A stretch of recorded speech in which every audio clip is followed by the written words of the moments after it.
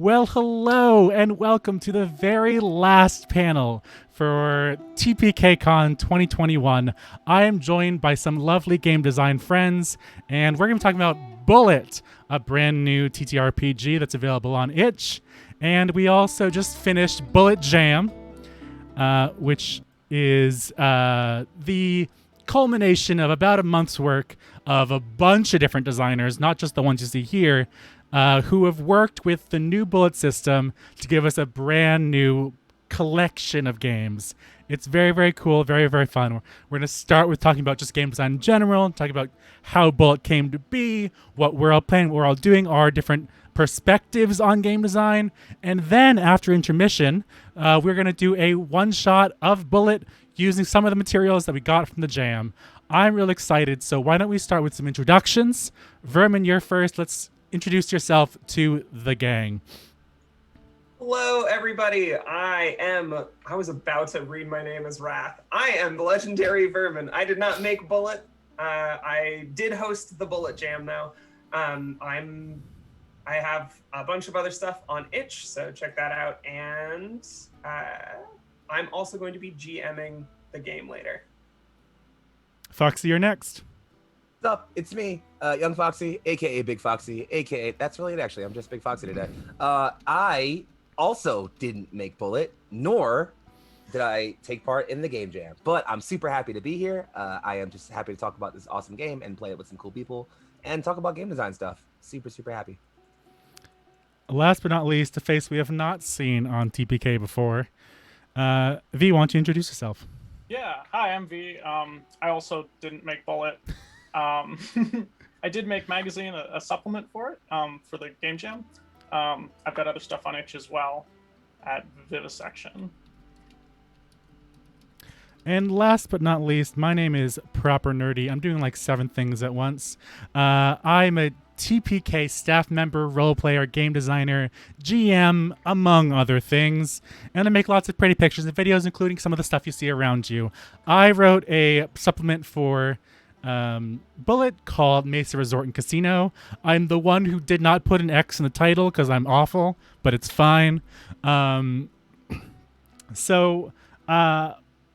Mentioning our games, I want to hear what games you either are working on right now, the kind of supplements you well, let's separate from the supplements for a second. I want to know a bit about you as a game designer, what games you're either working on now for the future or games you have published in the past. Tell me about you as a game designer. Vermin, in the same order, you want to start talking? Sure, I can start. So what to talk about with me as a game designer? So right now, I've got I think somewhere in the neighborhood of 9 games on itch. If you look at kind of like the whole of my catalog, you'll see everything from like systems that can be run on their own as like a potential weekly game type thing, to a lot of material that's designed for like one-shot play, or what I like to think of as like interlude play, like, oh, maybe not everybody is there this week, so we're going to run this micro game that just does something different with the same characters. And you'll also find like jokes. I wrote a parlor LARP essentially on business card sized paper for the business card jam. Yeah, I would say if I were to categorize the stuff that I do, it's mostly about kind of exploring queer experiences and yeah, on some level, I think that's what all of my games are about. And then stuff that I've got coming in for the future, I just got the new art for shell casings, which is my contribution to the BXLLET Jam. So the art is probably getting cycled up right now. And then sometime in the next month or two, I'm going to be releasing my Zine Quest game from this February called Alley Oop, which is a game about fantastical basketball. And I'm really, really excited about that. Fantastical basketball? Oh my god. I need to look at this game right now because I already love its name. Alley-Oop's really fun. My wife is the co-designer. We wrote it in the fall after watching all of the WNBA and a shit ton of Yelly's Marble runs, and also me having like Blasball in the back of my mind all summer. So yeah, it's about reading the bones when it comes to a season of sports. Yes, sports ball. I know so much about it. Whoever wants to go next. Feel free to jump in and talk about whatever, honestly, but go for it. I mean, I'll take a reign on it if you want. So I technically don't have any direct design creds under me as far as like, oh, this is a game I've published or a thing that I've Gasp. done. But I do have. I know I'm an outcast, an outsider. Who let him in here? How an dare outsider they? in our midst. But I do have a lot of concept games I'm working on. The one I'm putting the most effort in right now too is an exosuit sort of mech combat RPG, sort of a TTRPG called Aurora. It's basically just like focusing around, just like zipping around in space and having that like Gundam-esque feeling of like, you know, a couple of players zipping through entire battle fleets and like having a good time and having feelings and falling in love and being gay while it happens. That's kind of the center thing. An essential theme, anything that I design, whether it's a game, a campaign for a TTRPG, or even just like an experience or a one-shot or a session, I always think the most about centering or realigning the way we view marginalized experiences.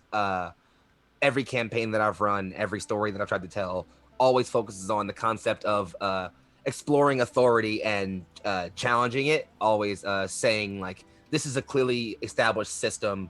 Find the things you dislike about it and challenge them, and violently if necessary. So that's sort of like a central running theme I apply to everything that I do, conceptual-wise or story-wise.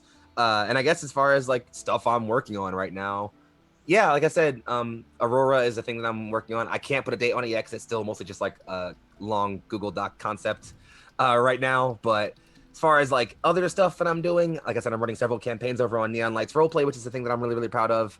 Most recently, I'm also working on a new campaign, which is using a new system that I'm kind of like hacking to pieces and tearing apart off-worlders for the sake of it. I'm having this like, been watching a lot of Loki and like stuff like that. So I kind of like the idea of like, you know, time cop organization. So I wanted to do a game that plays with that trope, but with a different thing than just like time. So I don't want to say too much about it, but just like imagine Loki, but rather than time, it's an organization that controls death. And that's kind of the thing I've been putting the most spoons towards these days. That's all I got for that though. I guess that's it. We'll just keep going in order, just around and around and around. It'll be perfect. All right. Guess that's me. Hi, I'm V again. I make all sorts of different stuff for games and around games. I don't actually think I have a whole lot of like full length like campaign style games out right now. I do a lot of like content for more like classic dungeon crawly stuff, which I think is a lot of fun. As well as a lot of different like little supplements and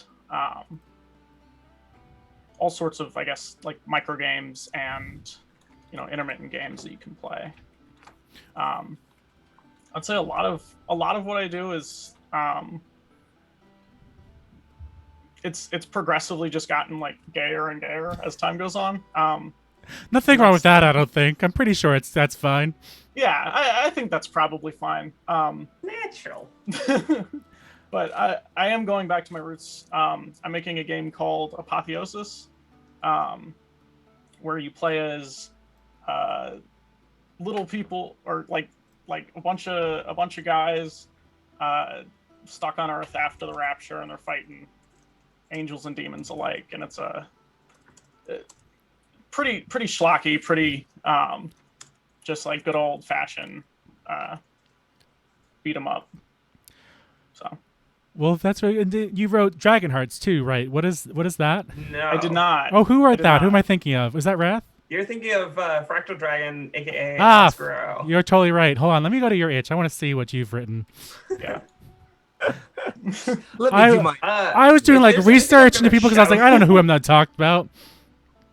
I just want to I want to shout out one thing that I don't think you mentioned, or maybe I just missed it. Do it. Go for it. Viv also does dungeon commissions. which is like a really cool and unique thing. Well, that's dope. Yeah. Wait, Yeah. can you say more about that? That's actually really cool. Yeah, I'm finishing up one right now. I don't know how much. Essentially, I had this idea. Like, I like making dungeons. I like, I like the idea of writing something for someone, so that they can use in their home game with maybe a little bit higher production value than, you'd get, like, normally, right? But also having it be like a custom experience that you can, like, tailor a little bit to what you're trying to do. I'm actually working on one right now that's an aviary. Sir Heck just came into chat. we have a player a player NGM in our Discord named Sir Heckalot, and she is a vet student, I believe, and thoroughly enjoys a good bird. So yeah. I've been putting a lot of, one of the things I didn't anticipate was like, I guess, just how much fun and how much effort I actually enjoy putting towards each one of these, because because I'm making it for someone, I want to make it as good as possible, right? So I want to put a lot of time and effort into it, but I'm very excited. This apiary one, I'm doing it on like a trifold pamphlet. Yep. Almost like what you'd see in like an actual apiary. So you've got sort of like half apiary map, half like dungeon map, sort of blended together into one. I definitely thought you said aviary, and apiary is still a close. It is still a close love. Aviary. I'm confused. Hold on. Yeah, I get them confused in my head. Aviary, the one with the birds. The one with the birds, yes. Not the bees. Because the apiary is the bees, yeah. Which we also have a lot of love of bees, I think. You should always love bees. I write a lot of weird I would say I don't like hold on, sorry. I was gonna say I write weird shit, but then again, I'm with V, who wrote The Great Gatsby, aka just rewrote Gatsby with cats, and I had a fun afternoon reading bits and pieces of that. And also I was looking through your itch, and you have Basement Fucker, a solo game of sex in the dark. So just some a casual spread from cats to fucking. It's fine. Love it. Just casual spread being the operative phrase. Yeah, definitely the best choice of words you could use there. God damn it, Vermin. Anyway, I write games because I had an idea from something that Vermin said in one of the Top Shelf shows, and you were talking about this game that I literally always forget the name of. It's the one about language and accents, I think. Do you know what I'm talking about? You're talking about Dialect. Dialect, yes. I wrote it in the notes for you. Thank you. I forgot. There is a game called Dialect that I think Vermin mentioned in like one random session of Top Shelf. I don't even remember what they were actually playing in that session, but she mentioned it. 17th century minimalist. There we go. Which is like about as far away from Dialect as you can get philosophically. But you said like one line that was like, you talked about how it's like the evolution of a language, and for some reason in that split second I was like, oh fuck, and like had this brilliant idea in a moment that I had to write down, and I quickly wrote it over a weekend, and I did talk to Foxy about it actually, because I was like, here's some really cool ideas, what do you think? And he kind of gave me some feedback and stuff, and I wrote this game, and we even playtested it on TPK Roleplay, called Generational, a story about stories. And it's not a role-playing game, so I do apologize, but it's a storytelling game. I think that fits. Yeah. And the whole... it's the same thing. I mean, yes, all that. But you're not playing a role in the game, and that's why I distinguish it. Because Generational is all about telling a story over many, many, many generations. Every time you roll on your turn, that many years have passed, so the time between stories in a round of players could be hundreds of years, which I thought was really interesting, because it means that like you're affected by what's happening in the world without having to be like directly tied into people, and it gives you kind of a broader understanding of how like a world develops, and it's based on the people who live in it as opposed to a single story. And so that's how I got into game design, was writing that. And then I was like, oh no, I have so many more ideas now. What have you done to me, Vermin? Why? So that's how I got into Bullet Jam. I saw that Vermin was posting basically every day about Bullet Jam. And one of these days I was like, fine, I'll go read Bullet and see what it's like. And again, I read through Bullet and I was like, what about this idea? And I pulled Mesa out of, I don't want to say out of my ass because that sounds a little crude, but basically like I pulled it out of nowhere and I was like, I like this idea a lot. Oh no, I need to write this down now. Oh no, I need to write this into a supplement now. And it grew from that. So V and Vermin, would you mind telling us a little bit about what Bullet is and how it came to be? I guess I am very interested in how you would talk about Bullet just like off the top of your noggin, because I've been thinking about this for a while, and I'll just fill in what I think on top. Are you talking Me? about- Yeah, me. Oh, okay. I don't know. I think for me, the way that Bullet kind of started was with the it was with that line, right? It was with, you know, let me find it. At any time, you may fire a bullet to kill someone. As okay, you know, what if combat was reduced down to, you know, a single shot, right?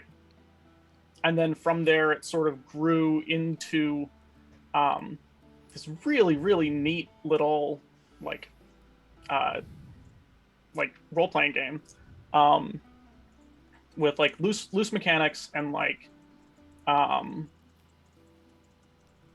lot of opportunity for like hacking. Honestly, I think as we've seen from the Bullet Jam, and for whatever reason, I mean, I think it's kind of become this thing where it's like I'll start thinking about, you know, the game and sort of what is going on in it, and I'm like, okay, there's this path that I sort of want to go down and create something new.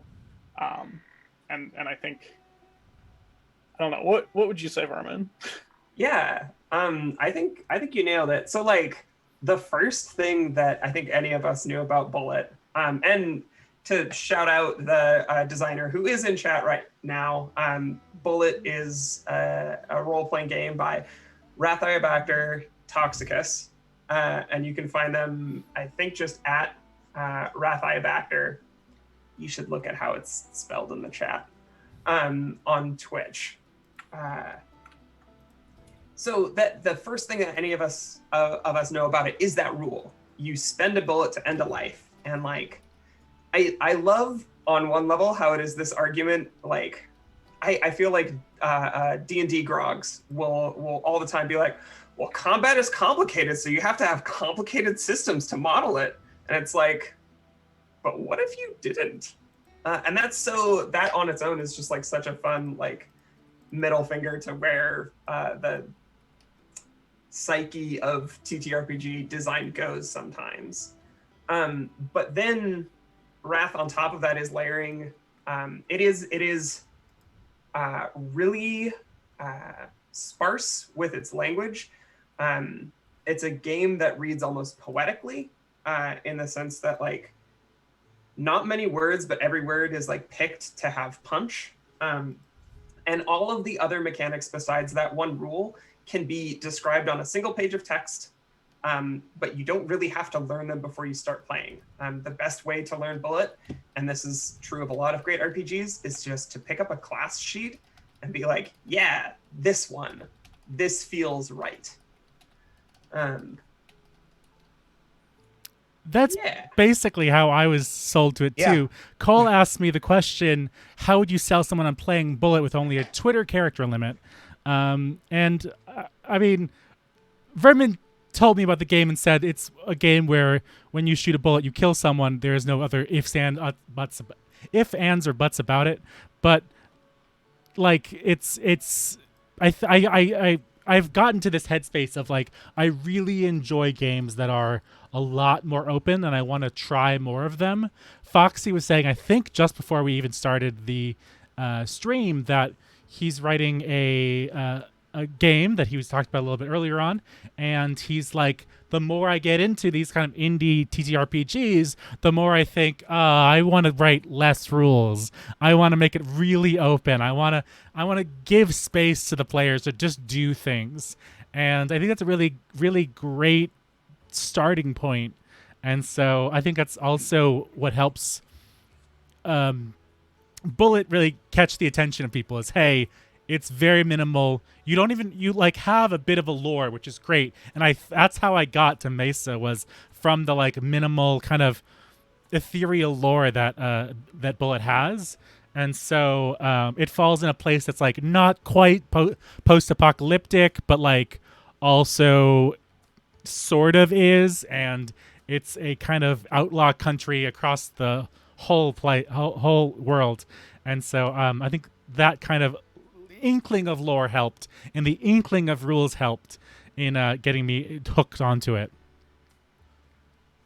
Foxy, you just looked at Bullet this morning. What did you think when you first read through it? So, a few things I'll say. The first thing I'll say is that Vermin nailed it there. Bullet is the kind of game you can just like, you can look at a class sheet and just say, yeah, I think I like this. This seems really good. Like literally, I got the invite to this panel about an hour and a half before it happened. And I was like, okay, let me look at this book. I read through like the page of lore. I read the basic rules. And then I looked at some supplements, and I was like, I found one class. And I was like, yeah, this is what I want to do. And like, it wasn't really a hard choice at all. Honestly, it was amazing. And I think, and that kind of goes to my second point of like, if I had to Twitter pitch someone Bullet, I would say in all my years of like playing TTRPGs, Bullet is the single most agency I think I've ever imagined a player having in a TTRPG. It is powerful. Like the idea of, if I choose to, if I say so, forget a roll, forget anything else. If I say so, someone dies. Like that, just that premise in itself adds so much like depth and power to like every decision you make. And I think it makes like one of the key like design principles I take is like the separation of like different kinds of encounters, and like breaking that line down a lot, where combat and social encounters, they should feel the same. They shouldn't be separate, you know? Oh my God, chat. Someone just said, Bullet, getting into killing people has never been easier. Yeah, I mean, it's not wrong. Like that's pretty accurate. Like, but like it makes it feel like every single encounter is almost like a deeper social encounter than just like, oh, I gotta roll some dice and figure out what my abilities do. Because now any single time I'm like confronted with someone, or I having an argument with someone, I have to think and say, do I want this person to die right now? Do I want this moment of like conversation to turn into like chaos right now? And there's a thing tying into that really neatly. Wrath talked about, I don't know if it was in public or on like a server that we're on, but Wrath talked about how like when you start thinking about combat encounters and how you have to build adventures for Bullet, it's a really different frame of mind. Mm-hmm. Because any NPC, any moment can end immediately with somebody firing a bullet, and players can straightforwardly end the life of any characters that they're going to bump into. Yep. You can't build a world where most problems look like a fight, or that is the primary like strategy for interacting with them. Because on the one hand, either they do get into a fight and any of them can die on theoretically like a bad enough roll, or like if the situation gets too hairy and they haven't done anything about the man with the gun, or they can approach it the way that you're expecting and kill people, but they're going to run out of their resources really, really fast, and all of their abilities get pissed away in the process. Mm-hmm. I think part of the reason that I'm pulling away... Sorry, we should explain that really quick. Sorry to cut you off. The other thing in Bullet is that your bullets are also your experience points. So if you have 2 bullets, you generally have a kind of cool ability, and then there's a few more tiers up to 20 where you have a fucking crazy world-ending good ability. Yeah, and you spend your XP to kill people. So let's talk about that a little bit, though. So we talked a lot about how like at any point you can kill a person just by firing a bullet. But also on most of the character sheets, that the character descriptions, you have at any time you may fire a bullet to kill someone, and there's always some kind of extra bit that explains some other sort of world building thing you can do. For the hunter, it's make vulnerable a beast of the wastes. For the marauder, it's drive the situation into frantic chaos.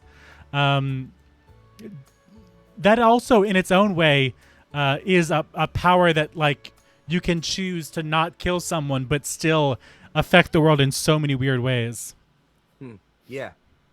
Like, it's something that I found myself, like, when I started thinking more about, like, design as a concept and less about just, like, you know, playing campaigns and things like that. Just to briefly talk about a system that I'm a really big fan of, having picked it up recently.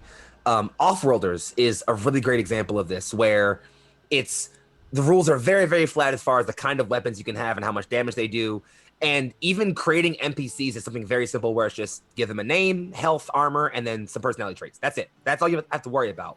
And I think that's really effective design, because that allows you to create NPCs on the fly, for one, which I think can, like, always create very sort of, like, dynamic situations where, like, as a GM, I have agency to do kind of whatever I want here. But then in the case of Bullet, where it's like, not only can I, as a GM, throw out characters wherever I want, as a player, we can get rid of characters whenever we want, effectively. So that creates this really interesting dynamic where the best comparison I can make is, like, this sounds weird, but, like, generational proper. Like, the way that works, where in, like, every turn is like telling a story, some part of this world, and then time advances to the point where eventually I can make a call on one of my turns that 2 stories later, someone else completely undoes with something they say. And I can't do anything about it. The story just goes on from there.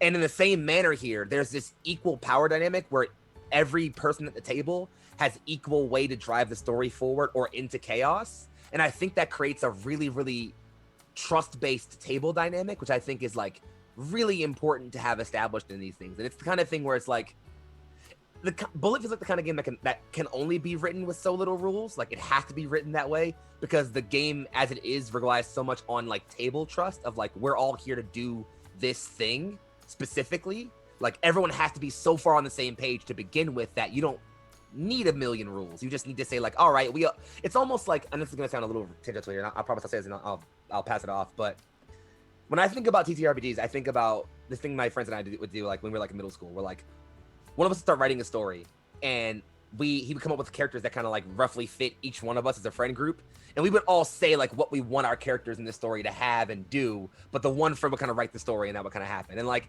that to a degree kind of was, like, my intro into TTRPGs originally. And whenever I think about, like, you know, like, a game I really want to play, I think about that, where there's no rules, there's no, like, hard dice mechanics, I don't need to worry about numbers or anything like that. It's just you and all your friends want to tell a story where each of your characters and plot lines and your ideas is important. Just find the frameworks to do that with occasionally a dice roll here or there, and I think that's a good game. Like, where there's no need for the limits or the mechanics, because the idea is, let's just tell the story, you know? That's all I'm gonna say about that, and I'll pass it off to other people, please. Yeah, I think you touched on it a little bit with the trust, and this game requiring a lot of trust. I think also it kind of drives that trust with, like, just the fact that if you get into a fight, you can, you know, the GM could realistically just be like, yeah, you know, everyone gets shot, everyone dies, but yeah, there's no fun in that, right? In some other systems, you know, there is a little bit of, like, challenge there, right? There's tactic stuff, there's all that stuff. In Bullet, it's very much like, it's all about the tension leading up to that first shot. Right. And then, you know, once the first shot's fired, it's about, okay, I've made this huge mess now. How do I get out of this? Yeah. Have I set myself up so that it does not continue to escalate? Or how do I make a clean break because I've prepared so well that this bullet is actually an ending solution to the problem I'm facing? Yeah. And I think giving the players that agency as well really, really helps with that, you know, because any situation you get yourself into, you know, after you fire that bullet, right? Any situation past that, it's like, okay, this is my fault. Mm. I've made a huge mistake, and I'm gonna have to deal with it. Yeah. Sorry, go, please. I was going to bring us into a question about the mechanics because Mhm. I talk a lot about how I don't like mechanics that ever get in the way of telling a good story. And thank you for pulling out my soapbox, Foxy. I'll go step on that for just a hot second and talk about Please. how much I care about discovering things through story as opposed to through roles.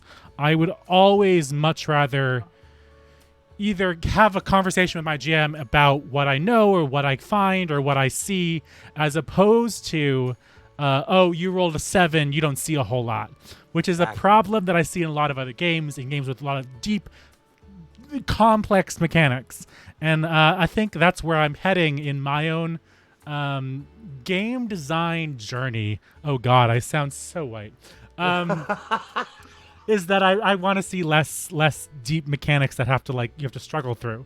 And so Bullet does have its own set of mechanics of use a D10 0 through 9 and that's it. And then you also have a little bit of change. So for each relevant wound you get negatives, for each tool or skill you get positives, and then basically for every role in the game your target is 7 or above.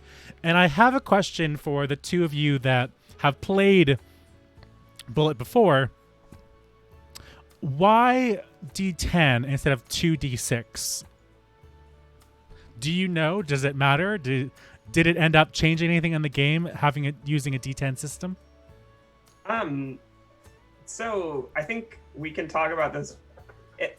I can't speak to Rath's thought process there, but I have a guess, which is that the world of Bullets, insofar as it is illustrated to us in the text and in the cover, is very much a Weird West setting, or like a post-apocalyptic Weird West setting. Mm-hmm. And if you're rolling a single die, your probability curve is flat. And so to me, it's always been representative of you don't know where the chips are going to land when you're in this kind of a place. So all outcomes are not equally likely, but all dice values are equally likely, right? Yeah. And it's hard to make any roll a sure thing. Mm-hmm. So anything below a 7 ends up being a outright failure? I don't remember the exact text of the game, but I'm pretty sure it's at the very least a complication or a twist. Yeah. Okay. I think it's interesting because I noticed that there is a talk of consequences, which is a big part of the game. It's not just about do you succeed or fail. It's if you fail, there's greater consequences to your actions, which I think is something that a lot of game design talks about. Is the more about less about black and white and more about a mixed success, which I really enjoy, but it isn't necessarily in Bullet. So you're saying, I think what you were saying about the kind but of it is. Yeah, I actually and was this going to is say an that. important Yeah. piece. I'm sorry. Yes, go, please. The mixed success is something that players can opt into. okay. So the specific rule, since I've got it pulled up, if you just rolled and you didn't make it to a 7, don't worry, you have one less chance. After rolling but continuing to play, you can get up to 1 + 1 bonus by describing some way that the situation takes a sudden turn for the worse, and up to a +3 bonus for introducing some kind of serious long-term sacrifice or consequence. So without that 3-band system that you're talking about, Mm-hmm. players can essentially push to get mixed results, and that's from at least my perspective as a player really cool, because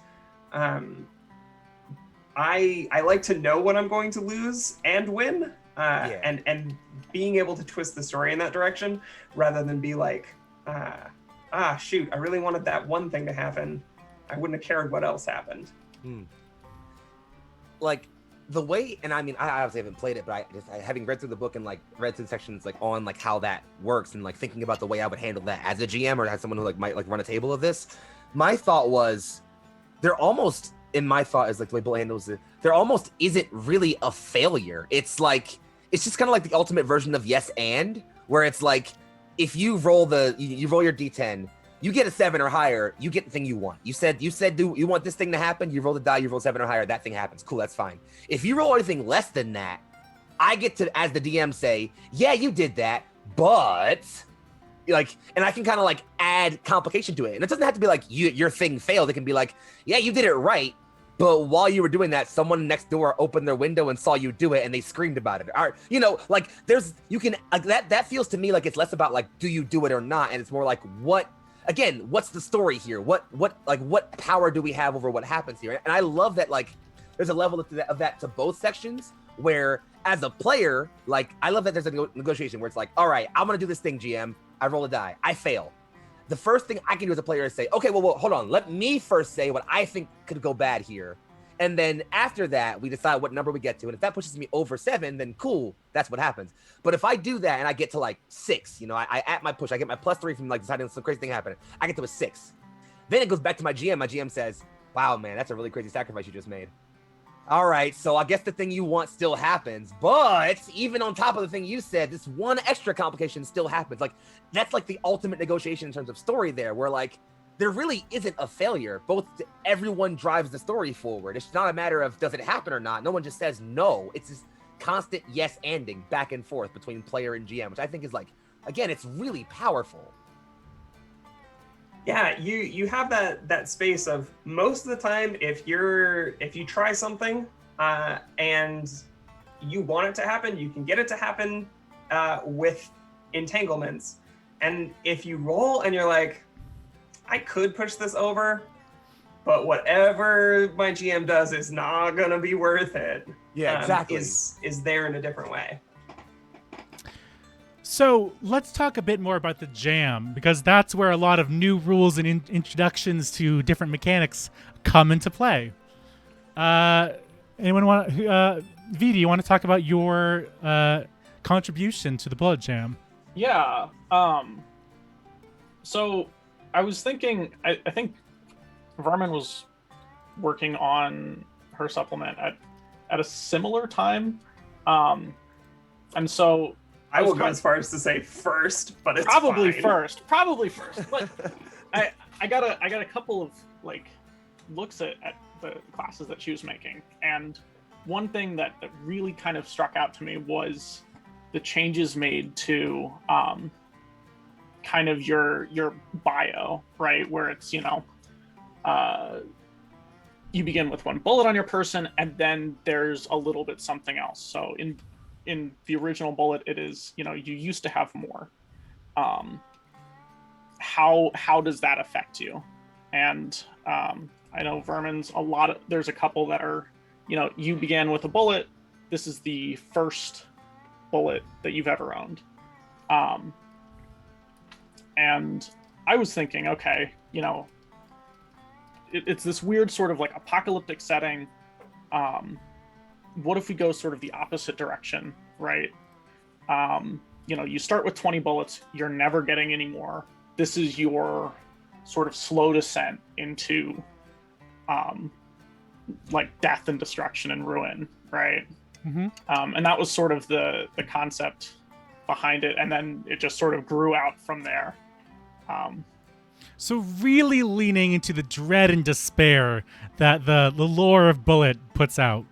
Yeah, well, and I think part of it too is there is some sort of hope in Magazine, right? Because the 3 classes that you're playing, nothing good's gonna happen to them, right? They're destined for you know, failure. However, the people around them and the societies that are being built up aren't, right? They're doing okay. They don't necessarily need this all-consuming power of, you know, like, oh, I've got 20 bullets, I'm gonna do all this like crazy stuff. You know, no, they're doing fine. They might have some problems with like the beasts and raiders and whatever, but like. Now, I've never played Bullet. We're going to do that in a moment. But how do you think your, descent kind of characters would fit into a longer story in Bullet? I'm not sure if Bullet's meant to be just for one-shots or for longer things, but if you were playing with a bunch of players who were slowly accumulating bullets, like Vermin said, the bullets are your XP, if you were to be with a bunch of players who were finally at the 10 or at the 20 levels, and you're at 2 or 1, how do you think that fits into a broader story in Bullet? I think going back to like kind of the beginning, I think you can just kind of roll up a new character. If you reach the conclusion of your story, you can end it in a satisfying way. And then start with a new character. I don't think, at least with Magazine, I don't think the characters within are necessarily built with long continuous play in mind. Because once they're done, they're done. And the thing about that is, like, our two supplements are kind of in conversation beyond what Viv has already described. Like, Viv has written 3 clearly tragic arcs. And the 2 characters in my supplement that have a clear arc or trajectory are the Survivor and the Smile.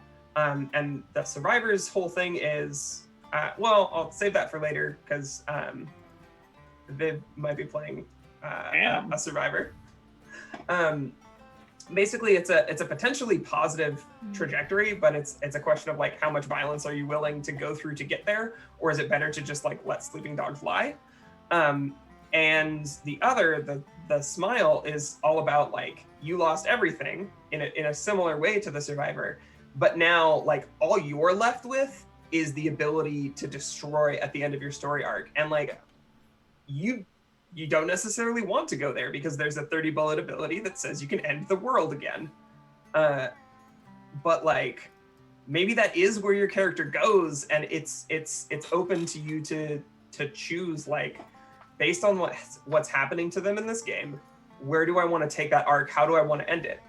Viv's characters could end with 5 bullets and be like, you know what? I have given up this power. I'm going to go into hiding. I'm going to leave this world behind in a way that isn't self-destructive. But because there's that strong flavoring, and like a lot of the classes that we get in the jam have this really strong flavoring, strong arc. Claws is another one to go look at for like really strong narrative flavor. But like, you expose them to the world, you let them have their experiences, and you either play into that narrative flavoring that's there, or you find a way as a player and as a character to reject it. And that's what I think would be really interesting in playing a longer game of Bullet, where you're playing it out over multiple sessions. You can really push into or turn away from the narrative that these designers give you. I really enjoy, speaking of narratives, I really enjoy the kind of minimal background you get on a character in Bullet. Having written one myself, I should say, I wrote The Gambler, and you start with basically a story about you have won a game at the Mesa Casino, and you have this like deep, heavy backstory. I know, edgy, but I always approach things by thinking of what is the long-term story of this, what kind of character arc do I want to see, movie and TV.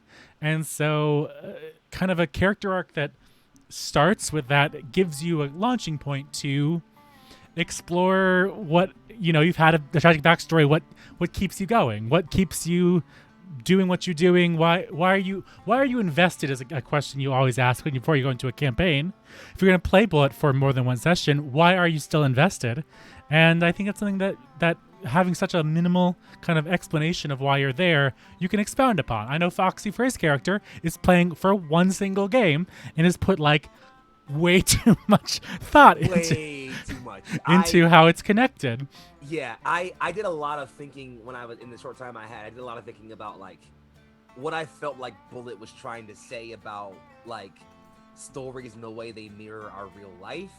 And I'm sure I'll get into some heavier stuff about this later if we have the time, like after the one shot or maybe during it if we're talking about it. But as someone who has like a past that like their childhood does involve like gun violence to some degree and like understanding some of the power and the damage that comes with those things, I thought a lot about just like what it says to have not only a story but a game so much focused around the power that can be held in a gun. And so maybe this is just like a story writer thing for me, but a lot of the character options I found myself like reading through and like flipping the supplements felt not like arcs or beginnings, but like endings. Like these are characters who have already had their story. That's already happened. Like this is like, especially with all the ones that's like, you have a Bullet, you used to have more what happened to them. All that just says to me is like, yeah, you've already been around the block. You've done the things already, but we're here at this like end of your tale, like, which is why I feel like Bullet is like a good system that like is fit for one shots, because like, yeah, you might just have a character just take a round and die there, which I think says a lot about these like characters who might have seen all these things, been through all these long tales. Yeah, you might just catch a bullet and die, and that's the end of your tale. And like, that's what. Whoop, we lose Foxy. Oh, you've cut out.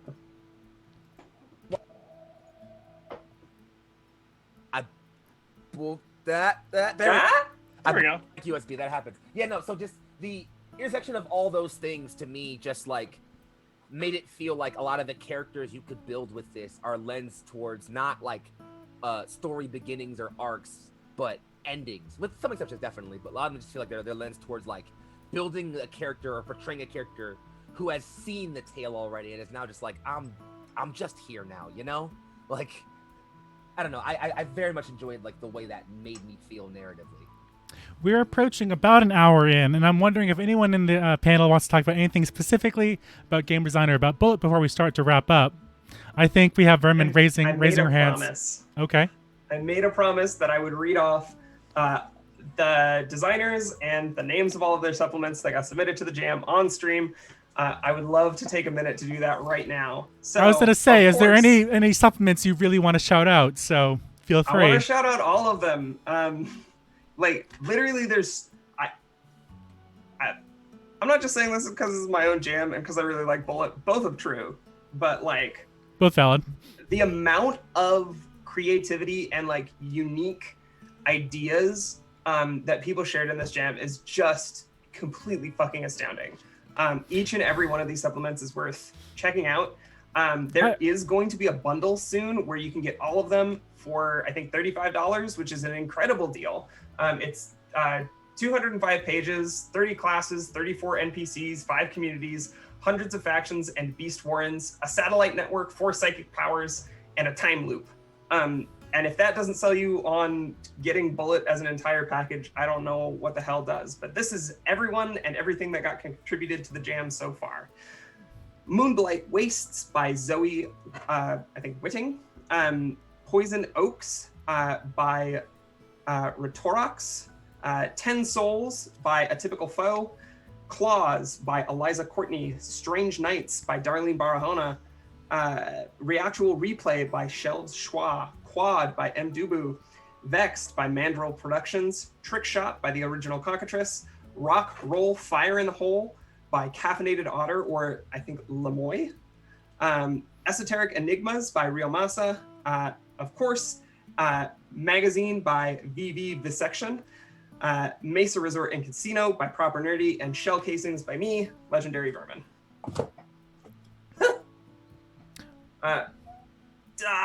Everybody did such good work. I really hope we see more and more and more content for Bullet come out, because it is so, this is maybe the last thing I say, Bullet is so easy to write for because all of these abilities and stories are written in natural language. Yeah. You do not need to play the game and learn all of these complex systems to just jump in and write for it. It kicks the door open and shows you the wastes, and you can be like, yeah, I want to go over there and write something into this place. Yeah, like I was just saying this in chat. I read through the book for maybe 25 minutes and was like, all right, if I was gonna write a class segment for this, it would be this, and this. Like again, having not even played it yet, I could probably see myself writing a class supplement for this. It's just there's an incredible like tired openness to this world that I find just so captivating and so easy to write for. So yeah, just there was a lightning in the bottle moment with this game. I feel it's monumental. I love it. It's really great. So while we wrap up, we are going to take an intermission real quick and then come back for a one shot. So get excited for that. Tell all your friends, have them all join the stream. But before we do that, I want you to talk about what games you're working on now, what games you have available, and what was the other thing I wanted to do? Any projects you're working towards. So tell us about things that aren't Bullet before we dive into a one-shot session. Vermin, we'll start with you. Okay, rock and roll. You should absolutely check out showcasings, even though that's something I made for this. Stuff that I'm really proud of. Aethernet is a micro RPG about the horror of the virtual reality internet becoming hell. You should check out Body of Evidence just because I think it's really funny. It's an erotic LARP about the Apple versus Epic trials. And check out Inventory. It's a party game that takes up space on the back of a business card, and you can absolutely just print 100 copies of it and leave it somewhere and play it at a con. And I guarantee you, based on how it's structured, stuff will happen. It will be very cool.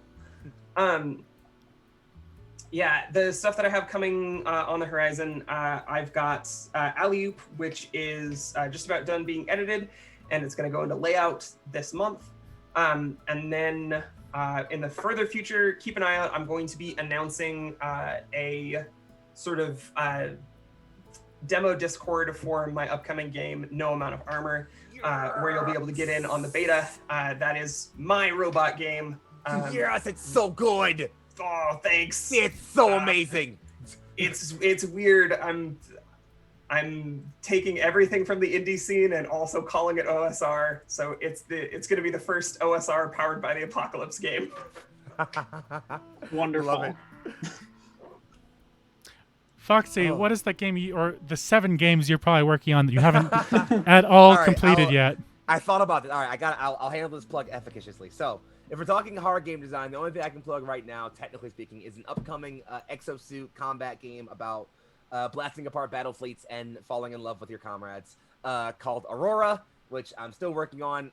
Give it just maybe half a year or so, and I'll probably put it together. Give me time. But stop, please. But outside of that, I'm gonna just go ahead and co-opt Vermin's compliment of I do run a lot of homebrew campaigns where I just take systems that already exist and rip them apart because that's more fun. The one I want to sort of plug that I'm having the most fun with right now, which is coming up very, very soon, is Core Hearts. It's a very, very heavy anime-inspired campaign using the Overarm system by Rookie Jet Studios. I'm not GMing that, but I kind of did a lot of concept work, and the GM's my best friend, and I've been helping out all the characters. It's gonna be an edited, not stream, so kind of you're gonna edit the whole session together into episodes and release them on stream. So be on the lookout for that one. The first episode's next month. We're recording the first episode this Tuesday, so be looking out for that. Cannot wait for that to happen. Other than that, I just run a lot of campaigns and do fun stuff and goof off. I also make SoundCloud raps if that counts. So enjoy that. Oh yeah. V? All right. Yeah, so I guess just a couple of things. Highlight Magazine again. I will also write a dungeon for you if you pay me after I finish wrapping up this one. Aside from that, I've got Apotheosis that I'm working on, and that's sort of spiraling out of control in scope, which is absolutely wonderful to see. Best thing to have happen. Oh, I love it. So that'll come at some point. And then I'm also working on a couple of other projects that aren't quite public yet. So that I'm very, very excited about, but you'll see more on those probably from my Twitter in the near future. Just go follow all of them on Twitter and follow all of them on Itch. It'll be great. Just do it. Just to shout out my 2 personal favorites, go play Basement Fucker and Hellion. Last but not least, I've been Proper Nerdy. We are coming back very shortly. I wrote Generational, a story about stories, and you may just want to be on the lookout if you enjoyed the test stream for that, for updates on Generational, as well as its sequel, Generational, a story about saviors, which I'm writing now. Eventually, maybe. When I'm done with TPKCon, I'll have time to do things, hopefully. So, this is a lie because I have a finale of an episode tomorrow and then another one-shot after that I'm still in the middle of writing, so I won't ever have time, I'm pretty sure. Imagine having time. Speaking of time, give us about 10 minutes. We'll be back with a one-shot of Bullet and the very last event for TPKCon. So take a break, stretch your legs, get some snacks. We're going to do some wild shit after the break. We are here with a one-shot of Bullet. Got the finger guns blazing, and we're ready to go. Vermin, why don't you take us away? All right, so just so that everybody knows, what we are playing tonight is Rock, Roll, Fire in the Hole by Lamoy on itch.io and Caffeinated Otter on Twitter. The first thing I just want to say out the gate so that everybody knows what's going on when things start to get weird, the twist in this module is that these characters are stuck in a time loop. You're going to be experiencing it with them. Yay! Whenever somebody fires a bullet, be it the player characters or the NPCs, we are going to smash cut to a different scene and something else will be going on. We might take breathers on those markers, but we are going to figure out what happens because of the bullets being fired, kind of in a roundabout way. Assume that every player starts each scene with 3 bullets in their pocket. If that's not the case, I will tell them. Players, does that sound good to you? Yeah. Sounds great. I just tried to do a Rock and thumbs roll. up and accidentally did this, so you know where we are. Do it. In the West. Okay, so here we go. So there's this town. I say town. About a half a dozen buildings, maybe. Church to hold a preacher man, drinking hole to hold the sinners, cat hole house to hold some sins. There's a sawbones and a flop house and a low, squat building with impregnable doors that you can't stop thinking about, can't stop thinking about, can't stop thinking about. That place? It's from the old days. Excellent for lying low, so should some bastard blow through like a tumbleweed, weighed down with brass-cased murders to be. Strangers like you. Strangers like him. And our first scene is...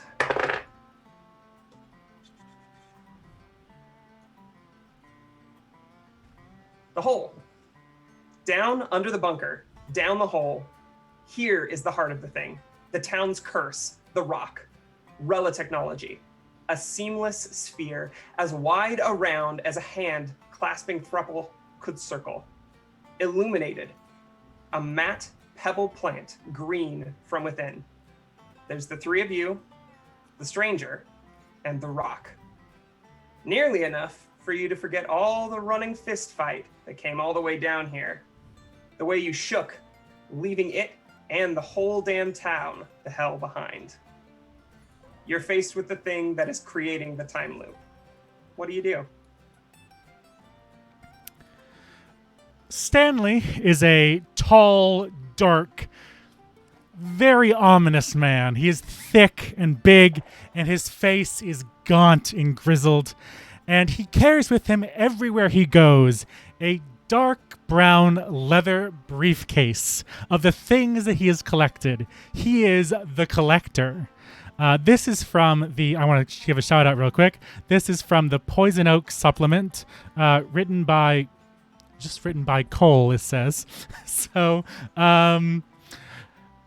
he looks at the stone and ponders and thinks, well, that's something I'd like to hold on to. Next to him is Ty. He's a relatively lanky individual, not very tall or statuesque, doesn't appear very muscular. Dressed in effectively just like a rundown hoodie that he keeps kind of always halfway around his hood so you can never really see too much hair, save a light gray bang or two kind of pulling out. He has sort of bright green eyes, which normally you'd expect to be wide with some kind of youth or mirth, as he is a child after all. But they just appear heavy, like someone who both carries a chip on their shoulder and expects everyone around them to think he does. And he just kind of looks very, very solemnly, kind of glances over at Stanley and is just like, yeah, I bet you would. But something about you touching that I think is a bad idea. And for the record, the child comes from the Vet supplement, which was written by Parker Emerson. Yeah. Standing next to, I guess, Ty is Cass. Cass is very tall, very thin. Seems like the clothes on his back sort of want to like almost slump off of him. And he's got a big backpack on his shoulders. And a rifle that would look unwieldy in pretty much anyone's hands strapped to the side of it. And he looks over at the collector. Stanley, thank you. Looks over at Stanley and says, I'm not touching that. And I guess for more clarification, I'm playing the Survivor. This is from Vermin Supplement. Oh, nice. Partner.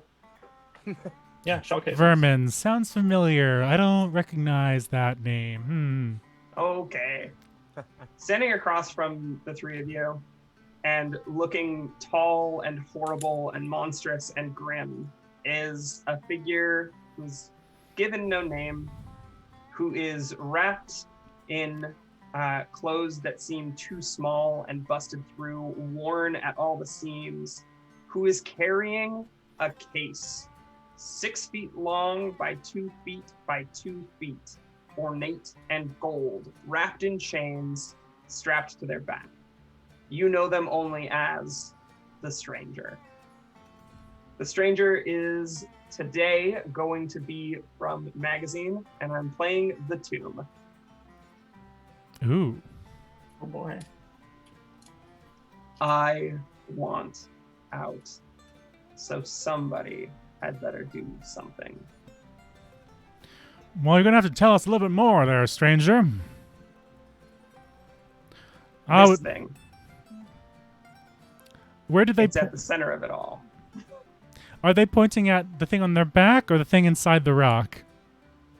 So the rock itself, if I'm going to give a firmer description, that's what they're pointing at. It's glowing lightly green, and it is probably like 6-8 feet wide. Mm-hmm. Big arms to get around it. So yeah, the Stranger is pointing at the rock. And in your description originally, you said there was something green within? It's light. It is completely smooth on the surface. If you can imagine kind of like a one of those like diffuser lamps, Mm-hmm. that's just like an opaque orb. It's glowing kind of a mint green, but unlike diffuser lamps, it's almost like no. It's like glow in the dark, but if glow in the dark created enough light to illuminate this small room. Gotcha. It's not a lamp, but it is making some sort of light. It's making quite a lot of light. And there's a hum that you feel when you touch one of these bullets. This arcane buzz. And you feel that coming off of this big rock. Ty just kind of like looks forward at the Stranger. Just, what do you know about it? Damn near nothing. Every time we get this far, I have to answer these damned questions. I want to know how to stop it. Who's been here before, stranger? Christ almighty, this is your first time? First time, what? First time in the hole. Is this where we are at a hole? Oh God, we're playing the pronoun game. Start talking or I'm gonna start shooting something. You're pissing me off, old man. A time loop. A time loop. Oh, finally, some clarity. Do you remember walking into town? Barely. There's a town out there somewhere? Yeah. Just above here. Does town have a name? Not that I know of. Might never have existed. Well, then there must have been something mighty fine that I was looking for. I find things that are interesting, valuable, or secret. And this might have pulled my attention, but I'm not able to pull this thing out. Much too large for the briefcase.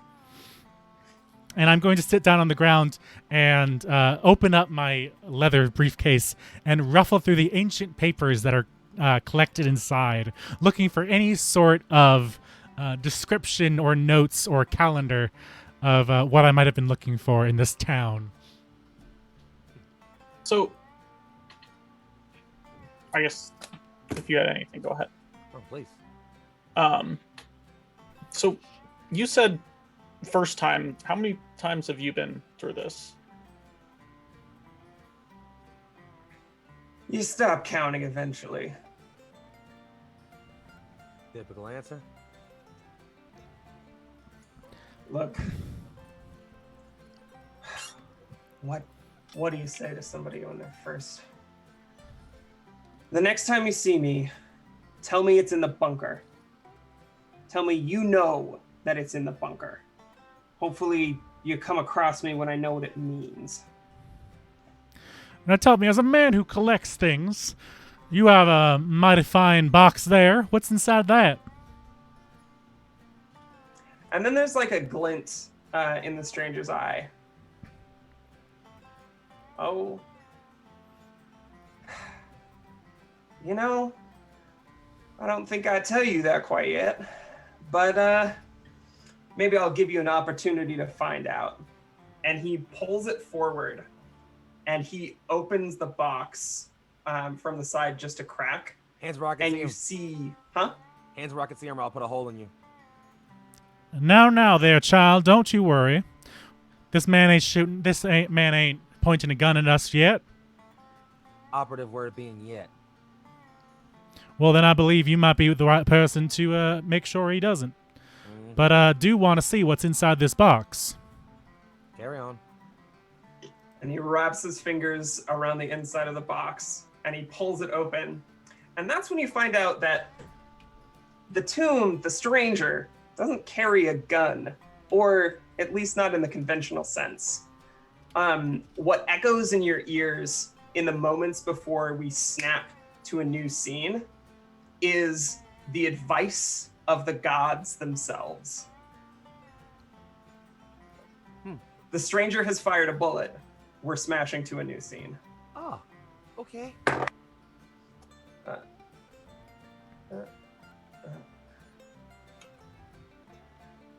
Shallow graves. Just far enough outside of town, behind a ridge, for someone to dig unnoticed. It's a regular grid, slowly blending with age into invisibility. The more recent ones obviously had a marker planted at their head, once. The holes are visibly where some identical post has been pulled up. The freshest earth, still visibly disturbed, has a marker still. Ancient wood.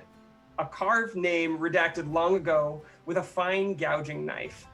And its post identical to all the other holes. So you are standing outside of a graveyard. All of these holes have been dug. They have room for a post above them. And this wood has been gouged. The name of the person who was supposed to be resting here removed. Someone was pissed. So are these holes grave holes or holes for the signs? Grave holes. Bodies in them. But also holes for the signs. There's nobody in any of the graves, though.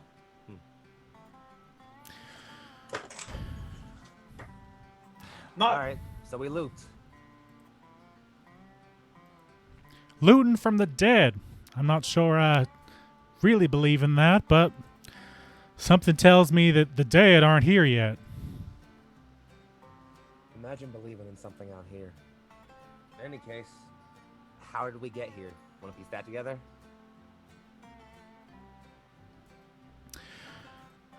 Well, I certainly would have came here, and I believe that I trust the two of you implicitly, but I'm not totally sure what's here for me to find. As you look around, like you can see kind of the wastes themselves spreading off in all directions. Mm-hmm. But as you look down, the sort of earth in this part of town is loose enough that you've left pretty clear footprints that sort of show you walking around the ridge nearby out to here. So at some point, you walked. Can we see any other part of the town from here?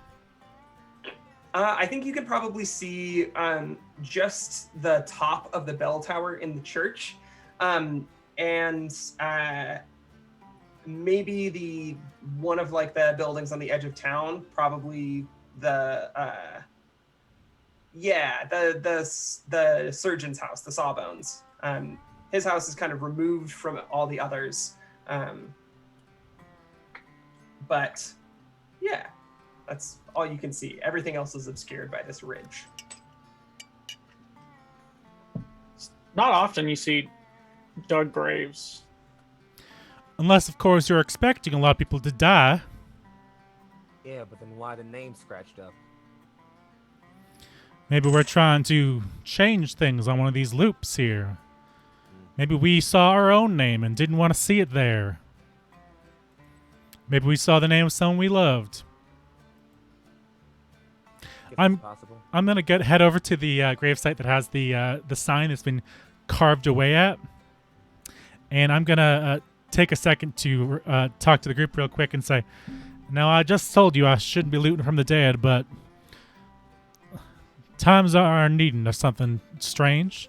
And he's gonna hop down into the grave hole and make sure there's nothing at the bottom.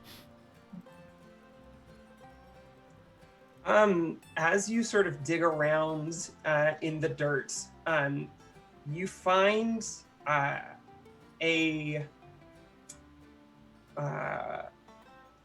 you know those like necklaces. I forget exactly what they're called, but like they open and they got like a little picture inside. A locket? Yeah, locket. Yeah. Yeah, you find a locket. And as you open the locket, there's a picture of two people inside. One is probably the most beautiful woman you've ever seen, and the other is a person. And the more you try to look at it, the closer you examine it, the more like the pressure behind your eyes starts mounting, and the worse your headache gets.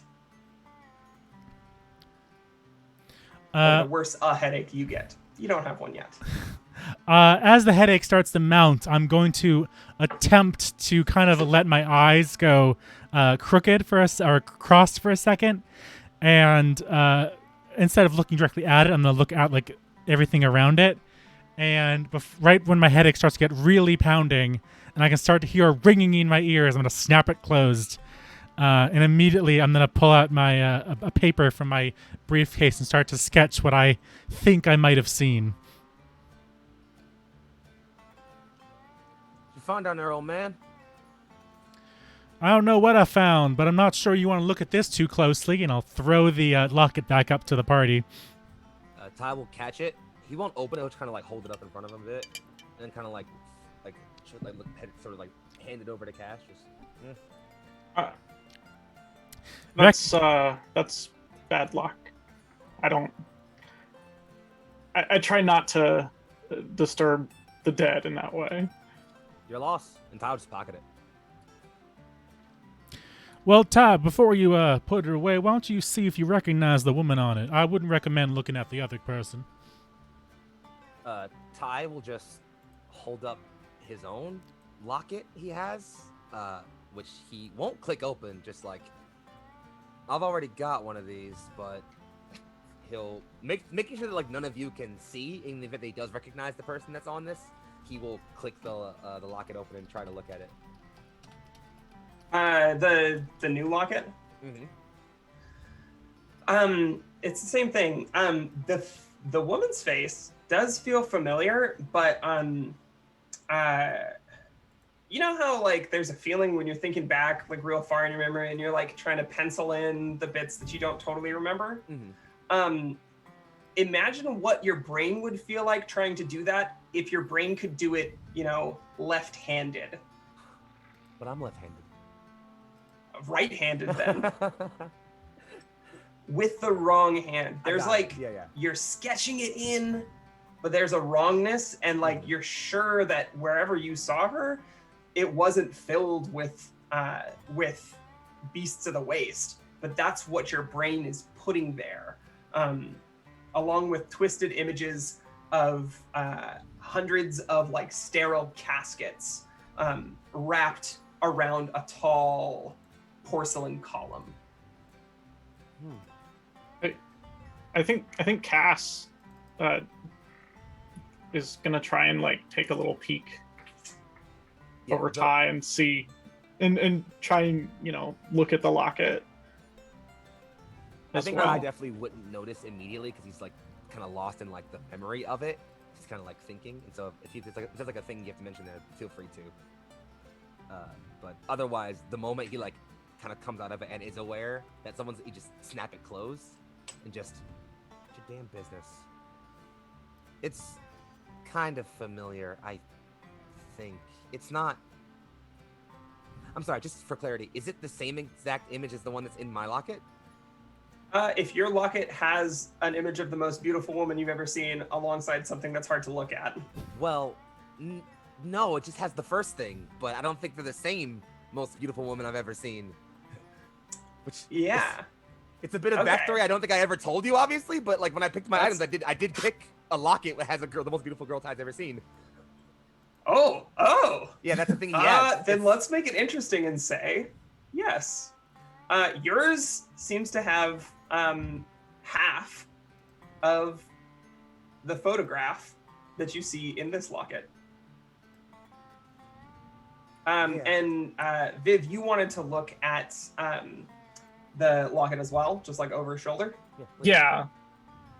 I didn't know if I had recognized either of these people or either of these entities.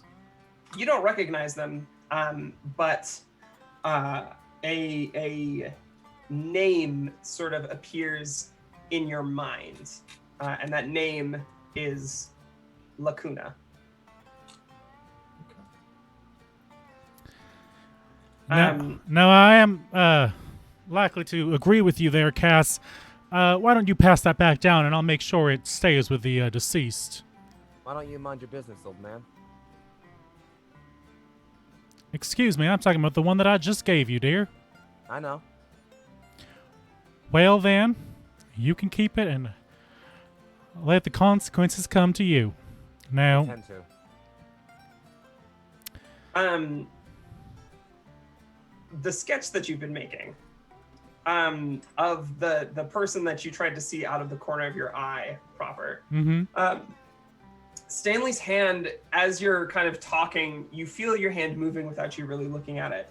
And what you end up drawing is a triptych. Do you know what a triptych is? Yes. So you draw this whole like 3-panel situation of a young man building some sort of rocket. In the center, as the third panel, there is a picture of a man on a throne with fire erupting out from the sides around him.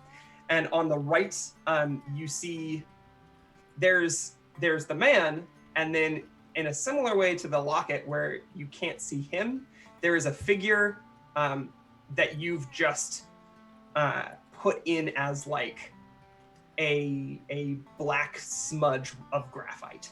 Mm-hmm. Interesting. You know that a person goes there. You just don't know how. Exactly. Something is affecting my my brain here, and I can't quite seem to see the man in the locket there. But let's hope that that's something we'll find out in one of these here loops that the stranger man talked about. And I'm gonna crawl back out of this grave and see what Cass and Ty have found in the rest of the gravesite. Question, yeah. I guess getting the hint now, Ty would kind of just follow suit and just like act like he would definitely offer you a hand to help you back up out of the grave, Stanley. And then I think he would just kind of look around and just be like, "All right, if we're grave diving," and then he just kind of like pick the next grave over and just hop himself on down and just see what he can, if he sees anything in it. All the other graves, if you choose to search them, just have the dirt around here shouldn't be like this, but like it's very much grave dirt. Like it feels moist to the touch. It smells of petrichor, even though it does not rain in the wastes all that often. It's fertile dirt that shouldn't be in a desert. Right. It's not fertile dirt necessarily, but it's definitely grave dirt. Like that's the only word you have for it. Yep. I think Ty just kind of takes some of it in his fingers, just tucked it down, climbs back out, just nothing good down there. Not even any money. Now you tell me, Cass, what do you think? Do you think these are graves that are prepared or graves that were dug up? I'd say they're graves that were dug up. That's what I was thinking, and that's what I was worried you'd agree with me. Yeah. Nothing good about a dug up grave. Especially ones we don't want to remember their names. Mm-hmm. Yeah, means someone's got all the good stuff first. Do we find him and shoot him first, or what? I think Cass is gonna unhook the rifle from his bag, and load a bullet into it, just in case. Okay. Actually, I think all this talk of graves and stuff is making him kind of nervous. Yeah, I'm with you. Actually, I'm going to use a move that I have. And, we're playing a game that has moves and things. Might as well. Stanley is going to reach into his briefcase and pull out, let's see. Your gun is a stocky hand cannon, always barely visible inside your clothes, but always visible enough to catch the eye of most people. So actually, from the inside of his dark, weather-beaten old coat, he's going to pull out this thick gun and from one of the inside pockets, pull out one kind of vibrating ancient bullet and lock it into place. And he's going to shoot one straight at the sign with a name through it. And instead of... actually, I don't have to shoot things to do this, do I? Tell me about this in the rules real quick. To use with the 2 bullets on your person move... if it does not say you need to spend anything, you do not need to spend anything. Oh, but I'm sorry. Also, I'm thinking of the other bullet moves. I do have to shoot a bullet. Sorry, you were saying? I was going to say, this is something that's not explicit in the rules, but I want to say for like GMsmanship, y'all can hand each other bullets if you trust each other that much. Huh. He's going to fire a bullet straight at the sign that has the burned off name. And one of my abilities is I can fire a bullet to reveal that which has tried to hide. Ooh. Ooh. Which means I'll probably find this in the next scene, but I'll let that be up to you.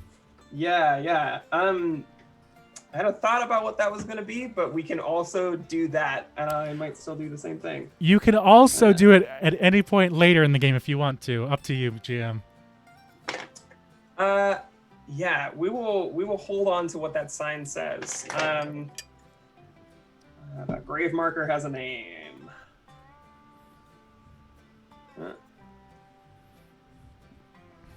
Cool, gang. Yeah, so this time you're all like, you see the gun get pulled out, you see the bullet get fired, you hear that click.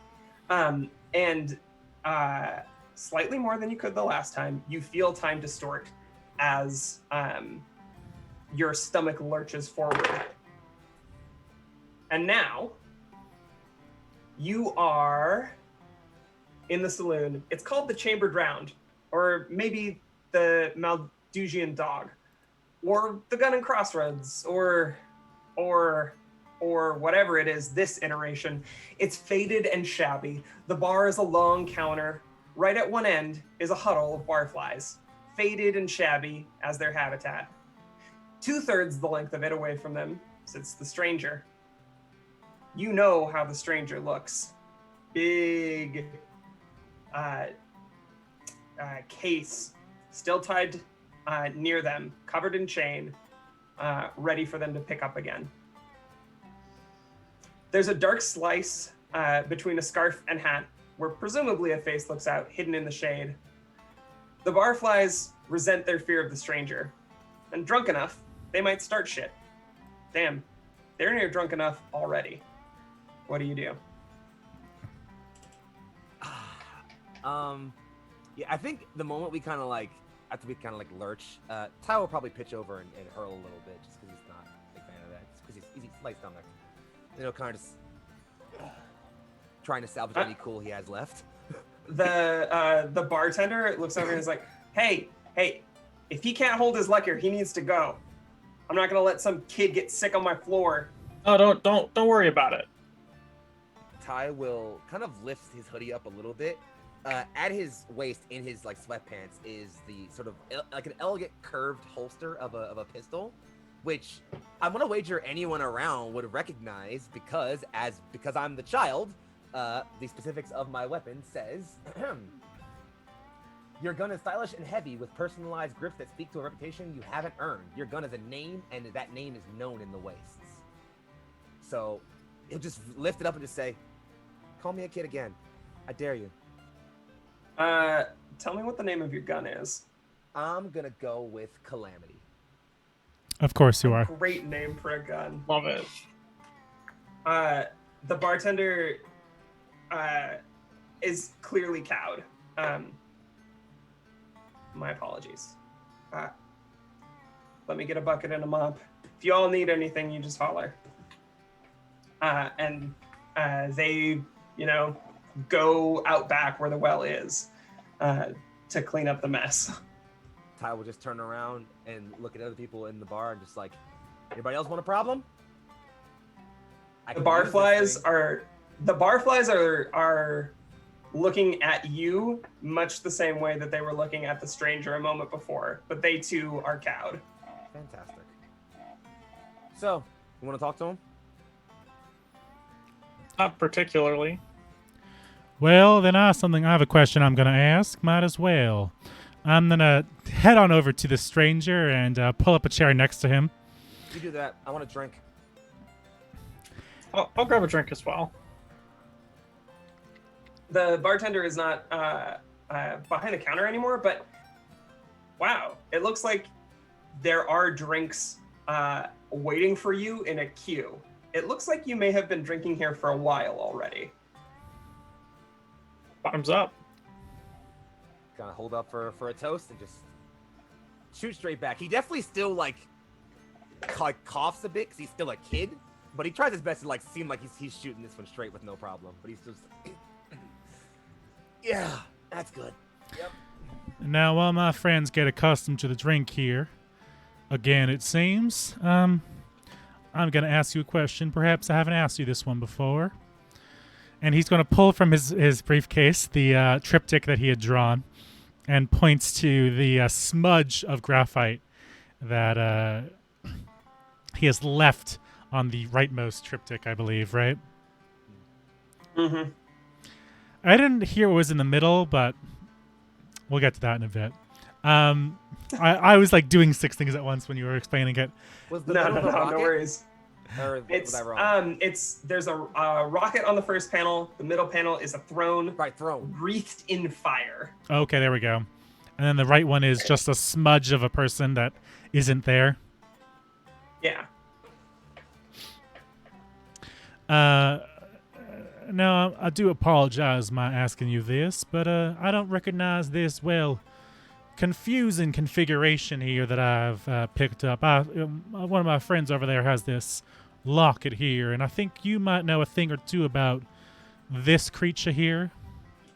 The words that you're saying to the stranger completely wash over them. And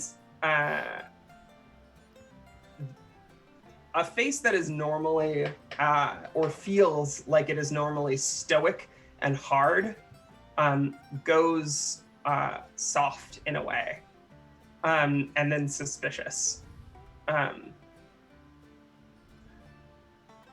And he picks up the paper from you. You can tell by his eyes he's completely ignored the smudge. What is he focusing on instead? The images of the man, specifically. And he says, "Where did you find this holy relic?" Holy relic, you say? Well, I didn't know much of a relic. I found a locket there on the edge of town, and I couldn't quite make out what I was seeing, and so instead I drew what I remembered, and something drew me to this. I don't recognize this man. I don't recognize the throne either. I don't recognize whatever that last contraption is. The stranger reaches into their jacket and pulls what is clearly a religious text. And as they open it, you can tell you can't read any of the text here, but it's an old, worn tome. And as they flip, the near the middle of the book is not just, it's not the original, right? Because the original would imply that like this has been printed. Somebody has copied your triptych from you. It's not your drawing, but they've done the smudge, and there's like homages to your artistic rendering, and it is printed inside of this book that looks older than you. Well, let's say this may have been a religious experience if I believed in such a thing. I created this here drawing. Just about. Don't lie to me. Now, do I look like the man who would lie to you?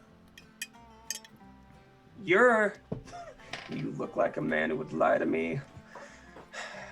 You're claiming the work of a saint as your own. Shame on you. Well, I do apologize on that. I'm simply telling it my perspective. Have we met before here, stranger? I've seen you around a few times before. And did I speak to you before now? Have you gone wrong in the head? We are all a little bit wrong in the head. Have you seen the state of the world? And at that, the stranger will stop for a minute and take a long sip of whiskey. Suppose I have. We didn't talk much, no. Just greetings. Well, then this might have been before the time of the hole, then. Got any plans, stranger? Well, my hope is just to be passing through. On the way to where? I don't recall that being any of your damn business, but I'm on a pilgrimage. I'm just meant to wander I'll get where I'm meant to be. And at that, he pats the massive casket. God guides me. Well, that sounds absolutely fascinating. And I do apologize for making some kind of, well, sacrilegious comment. Really quick, just to illustrate the scene, the barflies on the end of the bar are starting to look to get rowdy. They've shifted their attention after the stranger kind of raised his voice at you.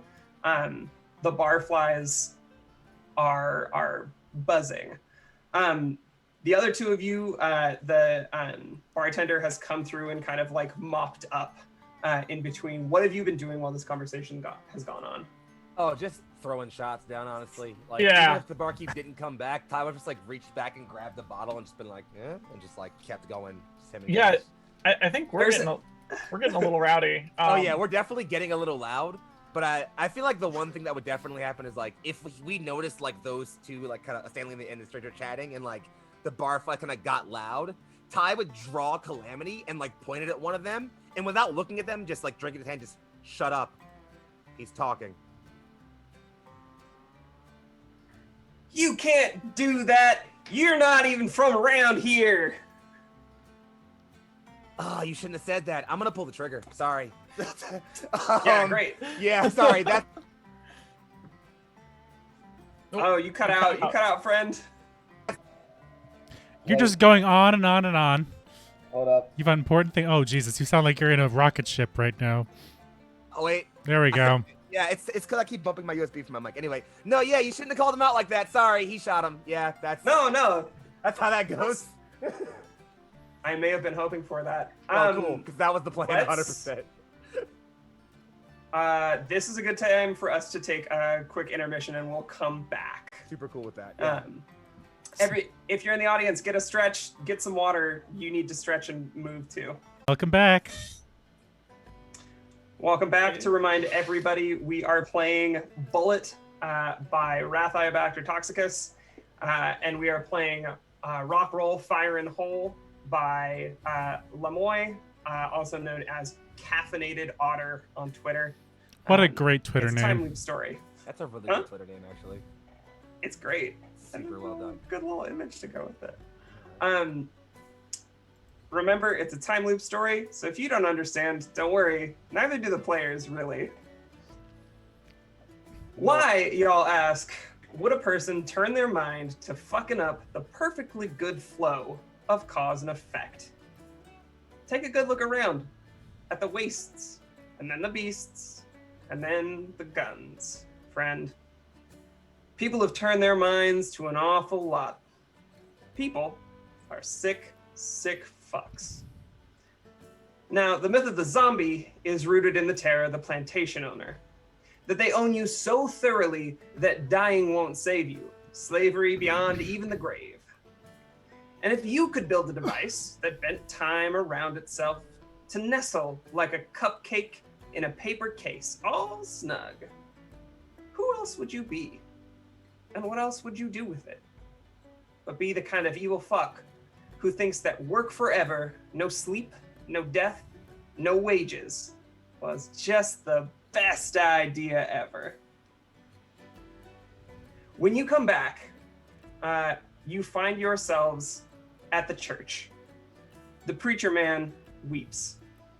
He knows things too big and horrible to bear, and the moving parts of his sanity long since seized and bent and wore ruts and gouges. You'll get no sense from him. Only the fragments that a shattered man can glimpse through the caged bars of his own madness. Huh. Well, good news, guys. I figured out what causes the loops. And what would that be? He'll just wave Calamity a little bit. Shooting. And then he'll put it back in his sweatpants. Well, that's not going to help us unless it also stops loops. Might.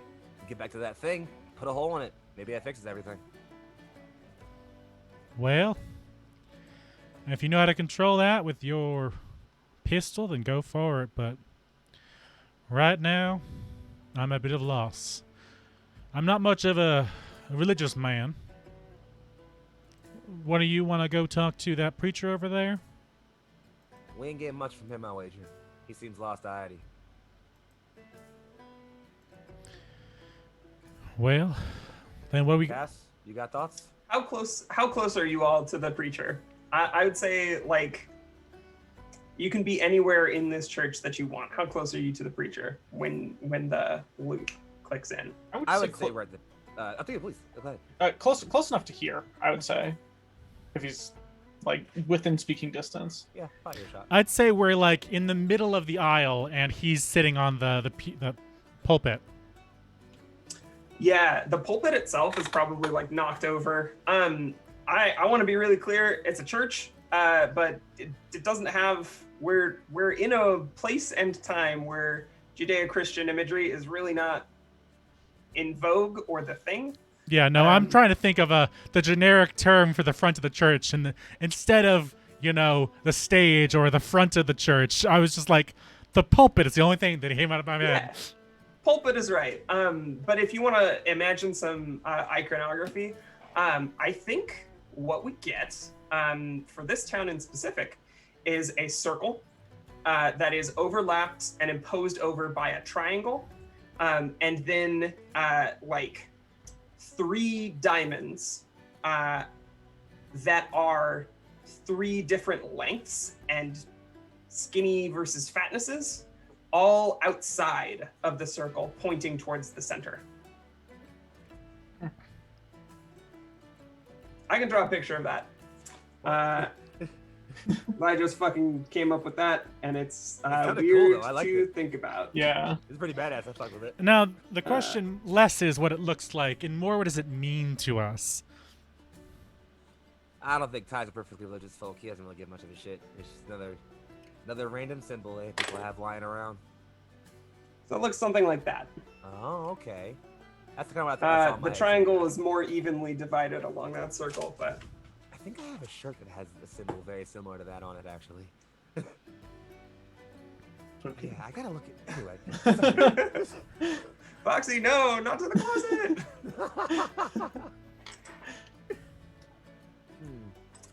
Okay, so if you're close enough to hear what the preacher is saying, you can't make out a lot of it, but you at least catch once the thing in the box. He opened it. I saw the thing in the box. So. You think he means our guy with our box? I would say yeah. I don't know any other boxes that are all that recognizable. Yep. Hey, preacher man. He doesn't respond immediately. You said something about a box. And he looks at you. And I can't do this with my camera. I'd love to, but he's looking up at you. And he says, "What does it mean to look upon the face of God when God is dead and God is everything?" Yep. Lost it. Our modest fellowship expands. Did we ever Praise this like that first cut? Did we hear anything in that? Was that any like Our modest fellowship expands. just like a We faint saw feeling? something, right? Like. Yeah. You saw light. Who wants to try and remember? It'll be a roll. You know what? I'll do it. Why not? Here we go. I will roll. Okay, so to give everybody at home the protocol for how this works, Foxy can roll. We use a D10 in this system. 0 is 0, 9 is 9. Everything in between is as such. You succeed on a value of 7 or higher. You can get up to 3 plus 1 bonuses for relevant skills, tools, and other similar advantages. A single plus 3 bonus if you're using a supernatural ability or advanced technology. And then you could get -1s if there's anything bad that's happening in a pretty similar way, except there's no restriction on the number of bad things that can affect you. So if you're cut to shit and impaled by things, I can give you as many -3s and -1s as I think is appropriate. All right. So I guess we're just. I'll take this. I'll roll then, and we'll see. Do you have anything that you think or that you could argue would apply here? I don't think so. Not really. Okay. No, not in this instance. I'm trying to remember what came out of or what we saw in that cut, sort of in that. Double reminder, if you have something that you think might give you insight, if you had some more bullets, you can curry favor with your pals. Nah, none of these would be super helpful for me gaining any favor or anything. That's fine. Don't worry about it, guys. Cool. Hold your bullets. It's all good. I'll take the roll. I'll take the roll. Here we go. That's a 6. So I'm pretty sure that means that's a fail by default. But It's a fail by default. If I read the rules properly, I can elect to add complications that will give me +1s here. I can push basically. So here's how I'm gonna try to do this. I'm gonna just I have one in my mind given the situation here. So I'm gonna mention the complication, and you can decide whether it's +1 or +3 as a GM. So I guess it's just either way, it doesn't really matter. So I guess we'll just determine that for how good of a complication this is. So as Cass says, like, oh, do we remember what we might have seen in that? Ty kind of like thinks for a second, and it almost like kind of like very irreverently kind of like kicks himself back into one of the sort of like the seats here in this house of worship, and kind of like, he loses himself in thought. And can I add to that? Yeah, please. You kick yourself back into the seat, and I don't know if you've ever seen those images of like you kick yourself back, and when you land, like there's a ghost image of you that pops out, and you experience as a bodily feeling the idea of falling through your own consciousness. Please continue. Huh. He just kind of so he stops and like ponders through that, but like trying to just like focus the box. And it gets sort of, it does get a memory of like whatever we saw, if our GM wants to tell me what that is. But the complication I'll add is after he sort of has this flash of recognition, another memory flashes through him, which is just like a bad gunfight he had once where he was kind of just like huddled down under cover with bullets flying, looking at one of his best friends just dead, like just bleeding from the mouth, having taken a round dead. And like the snapping out of that memory is just very traumatic for him. So like you see him kind of have this like flash of recognition, and then immediately afterwards, his face just kind of ghosts a bit, and he just goes, Okay, great. Can you write that down as a minor wound? And how do you feel about? I wanna give you whatever you want to maneuver with this, but I'm feeling like heartbroken is like my home plate for that. Yeah. If you want to refine that. Yeah, I'll take heartbroken. That's fine. Okay. I don't think that'll affect your ability to run Scoot necessarily, but you tell me when you think it comes into play if I don't call for it. Got you covered. So that image crosses your mind, and it's twisted up in what you saw. So in 3 quick flashes, you see your friend who was dying replaced by the man from the triptych, if you've seen it. You may not have. I don't know how close of attention you were paying. You see the man from the triptych in the casket, both alive and looking at you, and dead and in repose. And you see your friend alive and looking at you, and dead and in repose. And you see that woman from your locket in the corner of each of these scenes. Huh. Okay. Yeah, all right. So I think Ty kind of like leans forward in the chair he's sitting in. Definitely seems like really, really lost in it, and just casket. That box is a casket. Or something like that. Stanley, let me see that drawing again. Here's the question. Do I still have the drawing? I assume I would have taken it back from the stranger in the bar there. Heads or tails? Let's go with tails. That didn't land on my desk, so I'm just gonna flip it on my desk this time.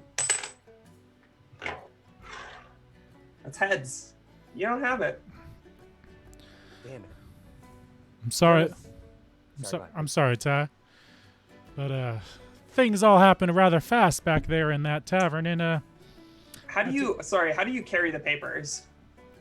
in my briefcase. Okay, so it's not that you don't have it.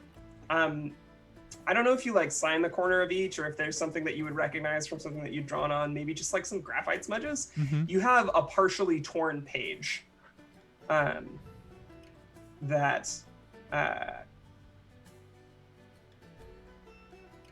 you're pretty sure was part of it.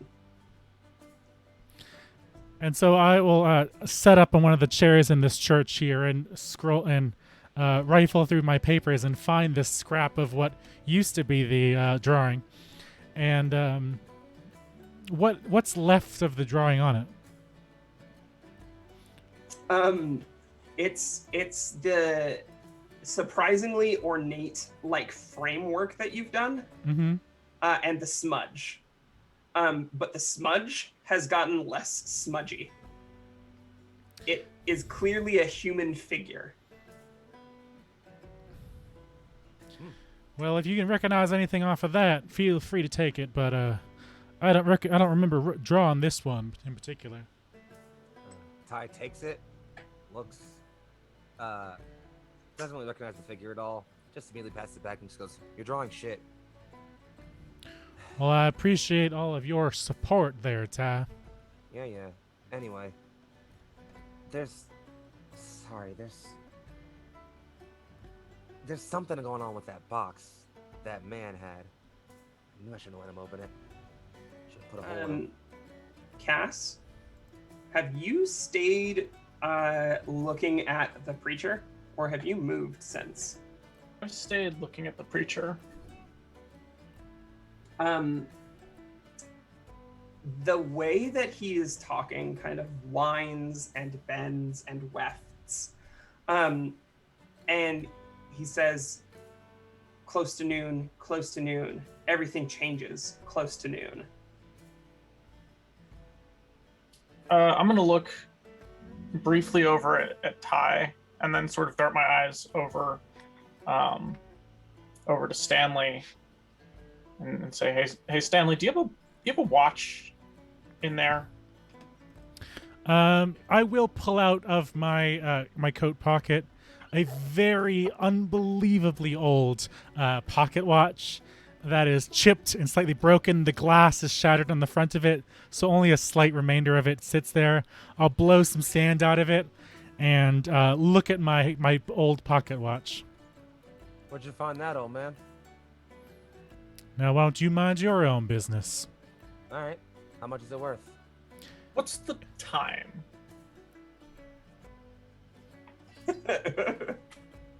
Which of those questions do you answer first? Because I'll tell you what it says. What time is it? Okay. The time that it reads is 11:30, but your stopwatch or your pocket watch has a second hand, Mm-hmm. and as long as you can remember, this pocket watch has worked like a dream. It's probably Relitech, so old that like it survived the apocalypse. Every hand is frozen in place. Every hand is vibrating, like it's trying to be somewhere, anywhere, but on that spoke in the middle. Now, you got to know this, Ty, that sometimes things aren't for sale. This doesn't have a price, but it's the most trustworthy thing I've ever found. And yet, this thing has broken for the first time in my entire life, and the lifetimes of me and my father and my grandfather. There is no time wherever we are, as far as I can tell. What time are you hoping it to be there, Cass? Good question. I think we just got to look out for high noon. Well, I would say we're almost there, but 11:30 is where it seems to be staying. Well, we could try jumping forward again. Fe- Moving around. Feel free. I think I'm gonna load a bullet into my gun and look back. There's at the already a bullet there. Ooh. How many bullets are in my pocket? 2. Okay. Also, when you check your pocket, there's something else there. I'm gonna pull whatever that is out of my pocket. There's a locket. Where did you get that? Hey Ty, check your pockets. Ty will immediately go for his the first thing Ty would do is go for around his neck, because that's where he keeps his locket. Is it still there? Yeah. Okay, so then he'll calm down, and then he'll like look in his pockets. Do I still have the other locket, the one we took from the grave? No. You stealing from me, Cass? Maybe. That's a real bad call. All I know, didn't steal from you any time that I remember. Can I shoot someone for a thing they did in the time loop? I guess not. Whatever. Just don't lose it, all right? Or open it. Might be yours. Come a few seconds from now. I'm gonna look back at the preacher. I'm gonna say, "Sorry about this." I'm gonna shoot a hole in the floor. Okay, and we leave. Clean cut. Vermin, Smash cut. your dice must be metal because they make such a great clunking sound like whenever so you roll like- them. I was like, I cannot use plastic dice for this. Shout out to Die Hard Dice, where I got these from. I also mentioned that I was playing a trans character, and they sent me pink, white, and blue polyhedrals to go along with it. That's so And it was dope. very sweet of them. Yeah. Dope. Okay, so we jump. The storm screams loud enough that you can hear it even in here, inside the bunker. Surely, not even the stranger will survive in it. The townsfolk look at you, worshipful, hateful, fearful, demanding. You're a wanderer with a gun. You must have a plan. You must. The doors hold for now, and someone, before they can be shushed, tentatively mentions the hole.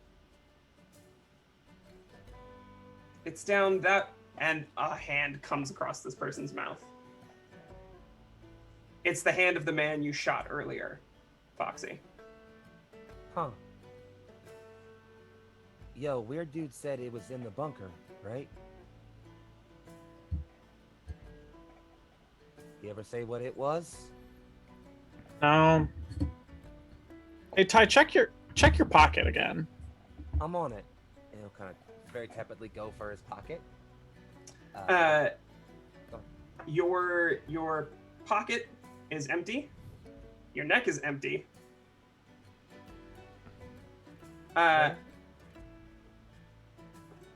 And Ty, your pocket, or not Ty, Cass, your pockets are empty as well. Yeah. Ty starts losing it a bit. Just, where the hell is it? Who? Which one of you took it? I think you dropped this.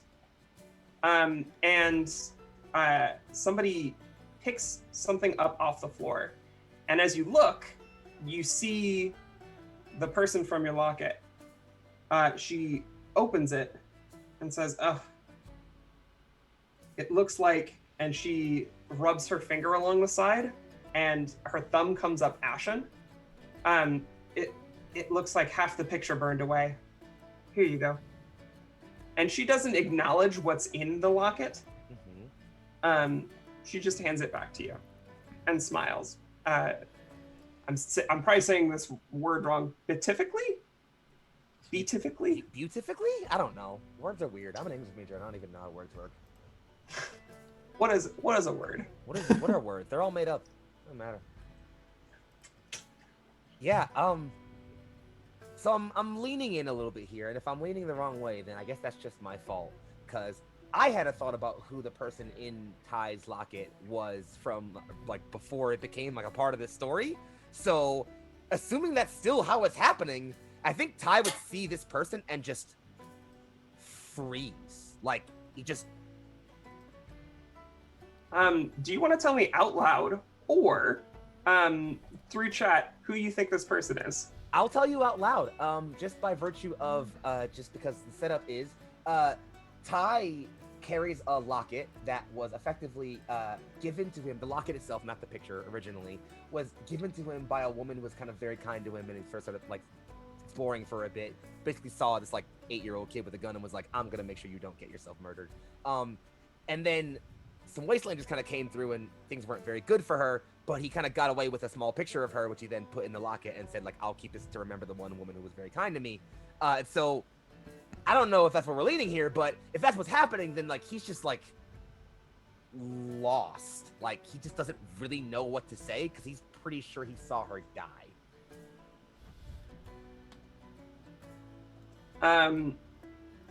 Yeah, so I'm gonna give me a second. I'm gonna pull up this description. Take all the time you need. Really quick.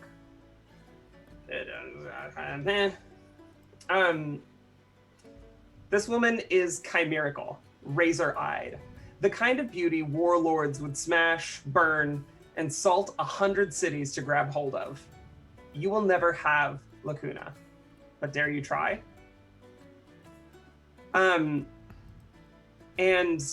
in addition to kind of the other, in addition to that description, I want to add that at her hip, you see like a revolver, lovingly cared for, and based on its shape, you would say it's probably one of a pair. It looks like it has a handed grip and is leaning into that design and that motif. It is hanging off her side as she hands that to you, smiling. There's no recognition in her eyes, though. Yeah, I think he just takes it and, like, there's a few seconds of just, like, confusion, and then he goes back to again just, like, trying to save face. And I think he'll just sling it about his neck, close it under his hoodie, and just say, "Thank you." Real quick, which picture was burned off of it? The one that you would expect, the blurry one. Yeah. Oh, the blurry one. Okay. Yeah. Yeah. So he just kind of. You got a name? Lacuna. Ty. Pleasure. And she shakes your hand. Yeah. Just. I think at this point he just kind of looks over to Cass and they're like, "Why don't you say something, please?" You can't because Cass, there's somebody with their hands like on your lapels or whatever you have, saying, "You've got to do something. It's gonna tear the town apart. We can't rebuild if everything's thrown hundreds of miles away." What's going on? The storm, and you can feel the storm. There's thunder and lightning and wind. It sounds like the end of the world outside. I don't know what to do. I'm sorry. And this person like loosens their grip on you and kind of like falls back. Who yelled out earlier? People aren't willing to say.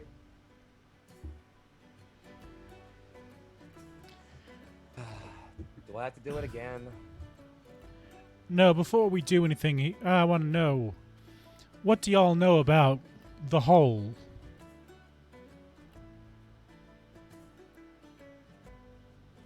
We don't go down there. And why would that be? Not much sense in it. Sense in what? Are you afraid of the hole? Do you know what's down there? We've been told. And what have you been Better told? not to. What have you been told it does? Keeps us safe. Really? And where is that now? At the end of the world storm we have right here. Is it keeping you safe? And there's this shudder that runs through the crowd, and it is a change from like people acting like people to like uniformly they snap to attention, almost automata like.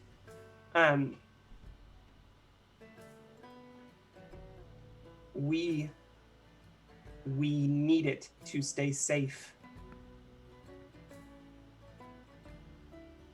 Do they all say it as one? Yes. Oh, that's It's a fantastic. chorus. Oh, fantastic. That's not creepy I at could all. get the vibe of what you were doing, but you didn't say it, so I was like, hold on a second. All right. Yep. I appreciate that. Alright. I've got the picture in my head. Got to say the words. So I've got an ability.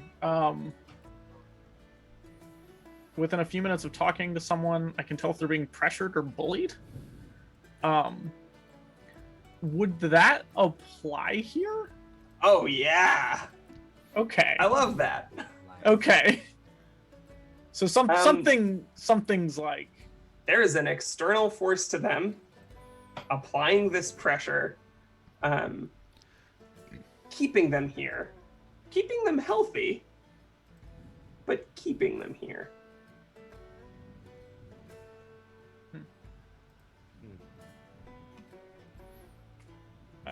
in response to them, I'm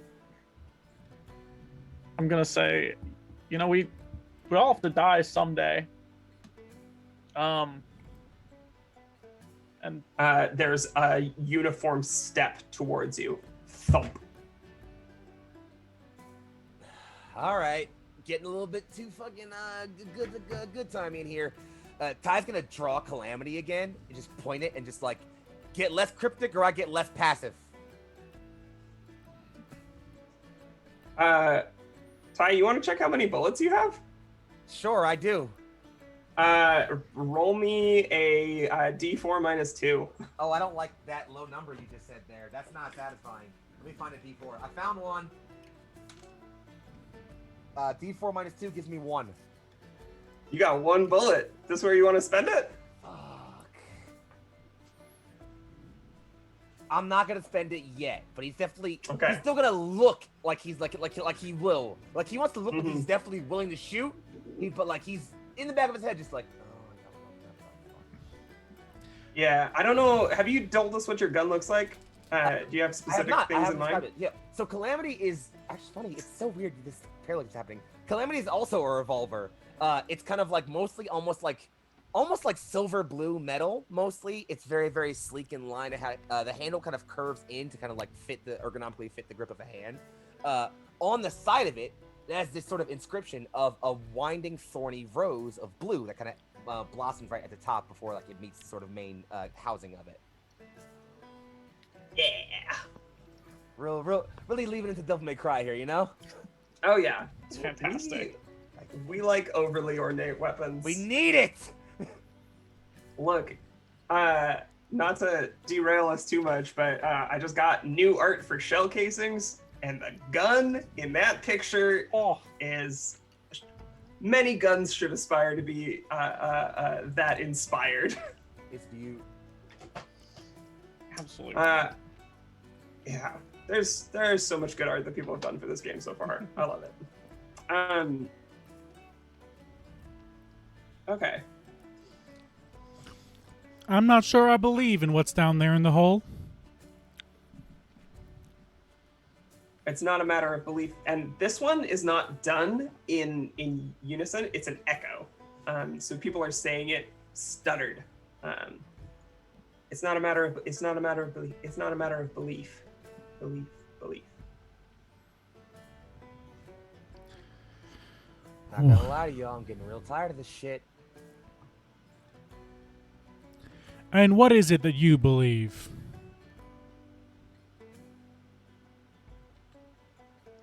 And at that point, you realize Lacuna is the only person not repeating everything that is being said.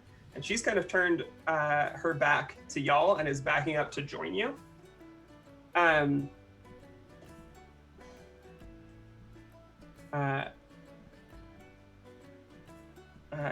We believe that it keeps us safe, it keeps us sound, and it keeps us healthy and working.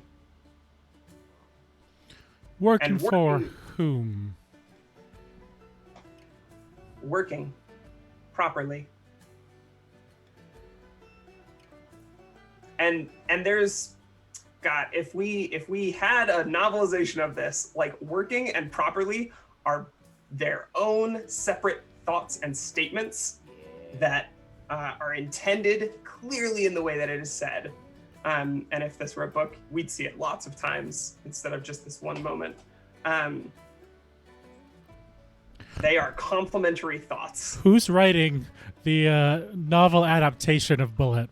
Because if Yeah, y'all the challenge Bullet me, Jam 2. I think Ty at this point is just, he's real frustrated. He again, he still has Calamity out. He's now gonna press it up to one of these people, look back at Cass and Stanley, and I guess at this point now Lacuna just say, they're slaves. Something's keeping them here, making them work. I think it's that rock. Y'all want out? Boom! On the side of the door.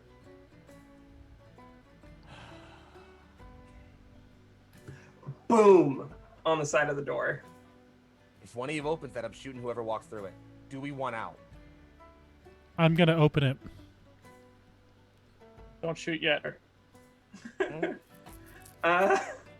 So, An anime tick on Ty's forehead right now, just like. you all have your backs to the door. We're gonna paint the scene that way. So there is a rush in the moment before you open the door. All of the bodies of the townsfolk moving as fast as they can, scrambling, crabs in a barrel, towards you. And the doors open. I don't know how far. I don't know, Foxy, how intimidated Ty feels by that movement. But they want that door closed. And when it opens, on the other side is the stranger. And the casket that he carries is like red hot, steaming, and slung heavy across his shoulders. Now, why'd you go and open that?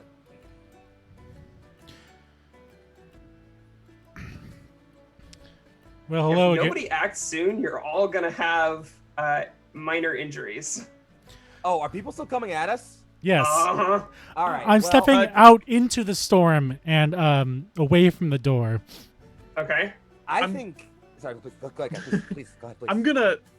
I'm gonna step forward, and I guess as I sort of, I guess, step past the stranger. Is that my reading the way this is? The strain. So if forward for you is towards the door and out into the storm, then yes, forward towards past the stranger. Yeah. As I pass the stranger, I want to say, it's in the bunker. Nice. And then Ty, what are you doing? I think Ty would honestly, again, he would kind of just go for Lacuna first, kind of shove her behind him a bit, gun still forward, and just starts shambling his way backwards. As he hears Cass say this to the stranger, he would look at him and just kind of move past him to assuming he's gonna head in, let him into the bunker and just kind of move out of the way. That's when you shove Lacuna, you feel, I've described it before, that kind of vibration experience of touching a bullet, but intensified, as if she is somehow hiding tons of bullets.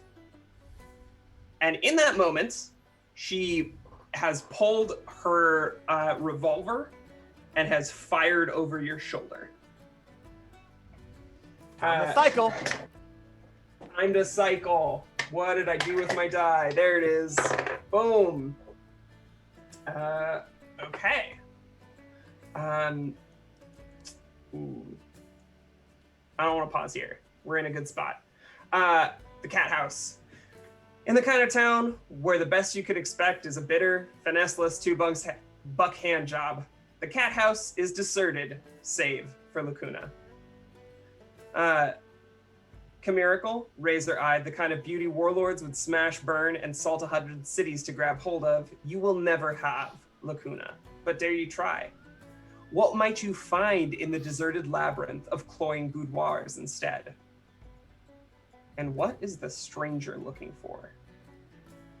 You see, so you're on sort of the steps outside. You see Lacuna in front of you, talking to you about something. And behind, trying to remain hidden, the stranger moves past and keeps going. I think Tabakar just like nudge and whisper, just like, y'all see him go in there?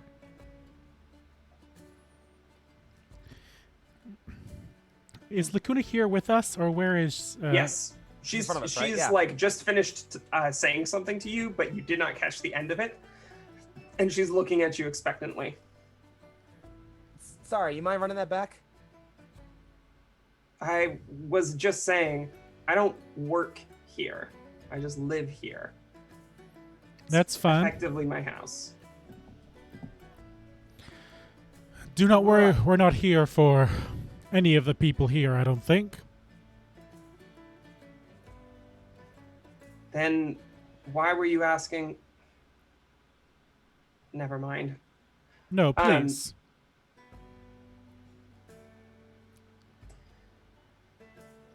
Why were you asking about the brothel? And why were you asking what my job is? And she like cocks her hip, hand on hip, like looking at you. I got it. We're gonna save face here.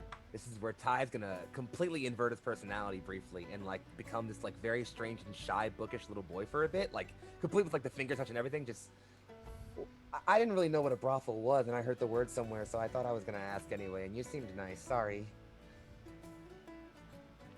And she kind of blank. Again, that non-recognition is looking down at you. All right. Not even down, across, because you're a teenager. Yeah, he's decently tall. Yeah. And she like I said, this was here before I got here. And I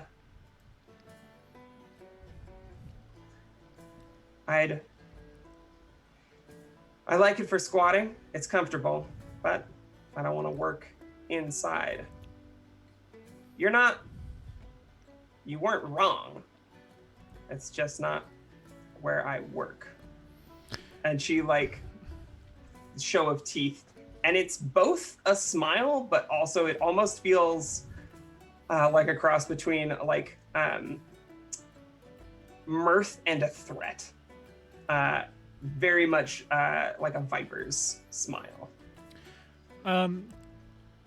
Do I have at least 2 bullets on me, like we established at the beginning of the game? You have exactly 2 bullets right now. I can tell if someone is attempting to lie or deceive me. Okay. She's not lying about being a prostitute. Yep, that's what I assumed. But, but is she lying about how she found herself in this town? Because she says she's just here and she needed somewhere to squat, and so she decided to stay here. But is there more to it than that?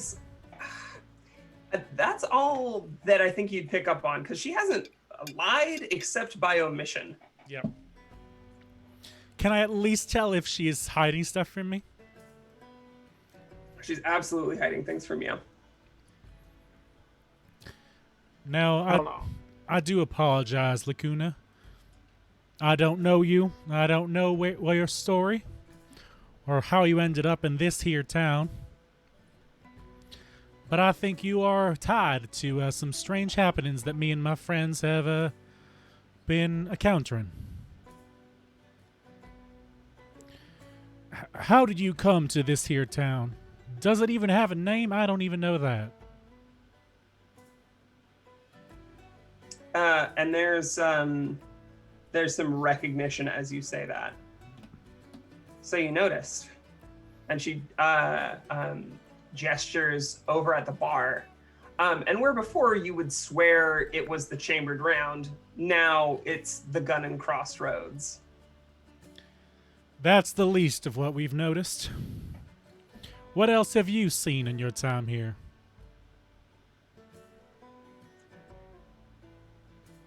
I've seen things unfold, both time unfolding, but also time unfolding. And what do you think might be a cause of all that? I wish I knew. It seems like I keep asking the same questions, but something tells me I'm going to have to continue doing so. What do you know about this town's whole? Are we in earshot of... Now, Stanley, I think that's... I'm so sorry. That's it's a terrible thing to call a cat I'm house. so sorry. I'm gonna behave now. Get Got it. your mind out of the gutter. I didn't Why would write you the say name. it like that? What? What do you? I didn't say like. What do you think about my hole? Jesus fuck, y'all. Is that what they've been calling me? Let's rephrase Christ it. almighty. Have you heard about some entity hiding in the depths of this town? No. That's not really why I'm here either. Are you here to stay or are you passing through? I would say passing's the operative word. That has some deadly connotations to it. Girl's got to keep her secrets, right? Of Wink. course. All Wait, right, but I got one you shouldn't keep. Answer me a question. And Ty will go for his neck. Is there anything there? No, not this time. How about in his pockets? No. how about Again? in Stanley's briefcase? Is there anything left of his drawing in there? Yeah, it's there. It's full, complete. Now, I hope you don't mind me asking you this strange kind of question after all the other ones I've been asking, but do you recognize any of these graphics? And as you turn it to her, she, like, for a moment, runs like a finger across, like the image of the man, extremely gently, extremely fondly. I don't And she lies and says, "It's beautiful work, but no." Now, I want you to think about this again, because something tells me you might recognize this man. Just call it a bit of a hunch.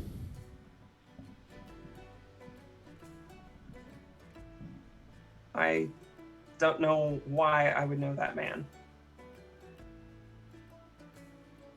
Well, perhaps you will. Shut up. Where's the locket? Cass, Yeah, You've got the locket. I've got the locket. I'll look over at Ty and pull it out of wherever it is and sort of toss it over. Ty will catch it, click it open, and hold it directly up to her. Look familiar? Can't say it does. And for you, Stanley, that's not a lie.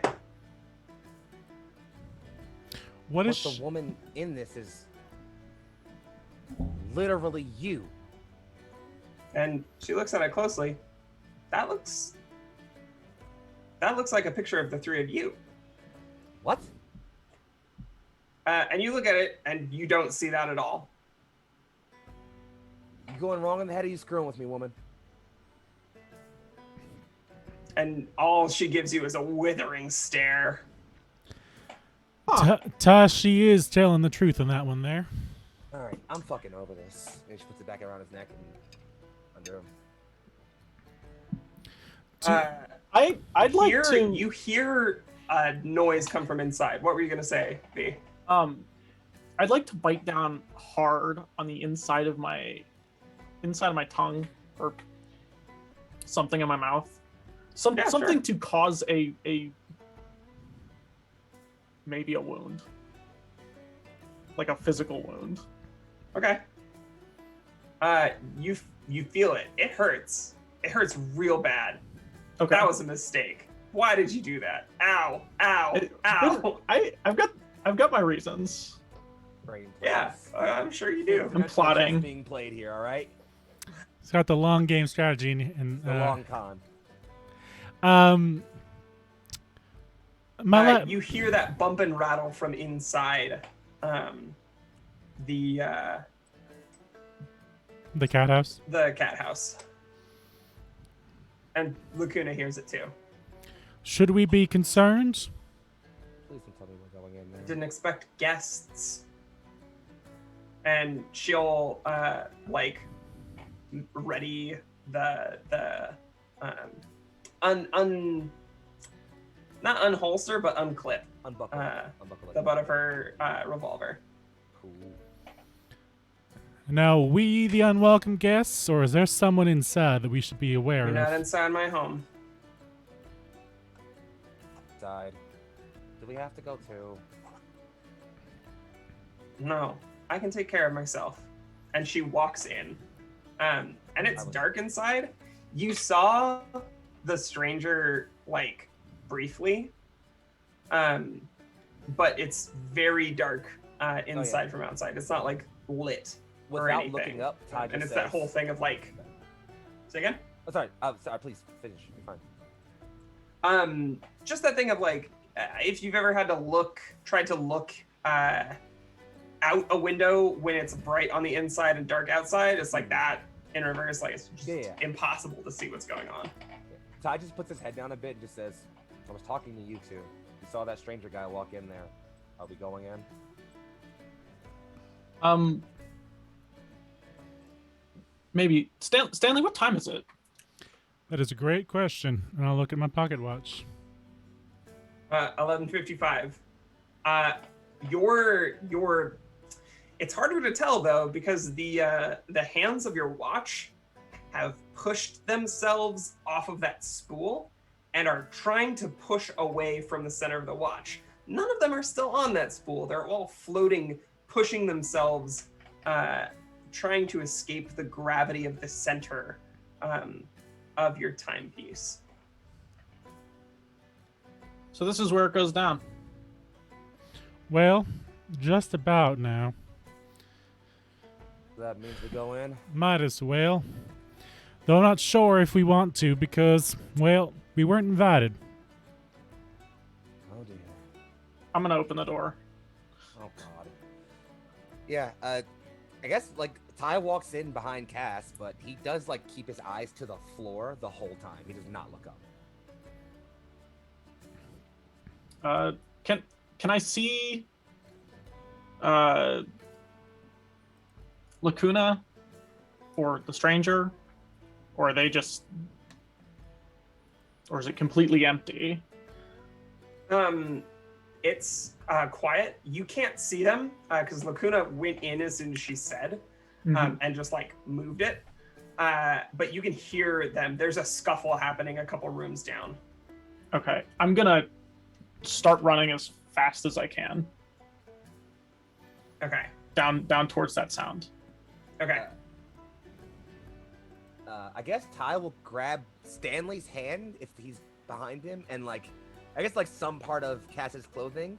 He will keep his eyes on the floor and just kind of try to move with the two of them. He's a minor. He doesn't want to see anything explicit. All right. Yeah.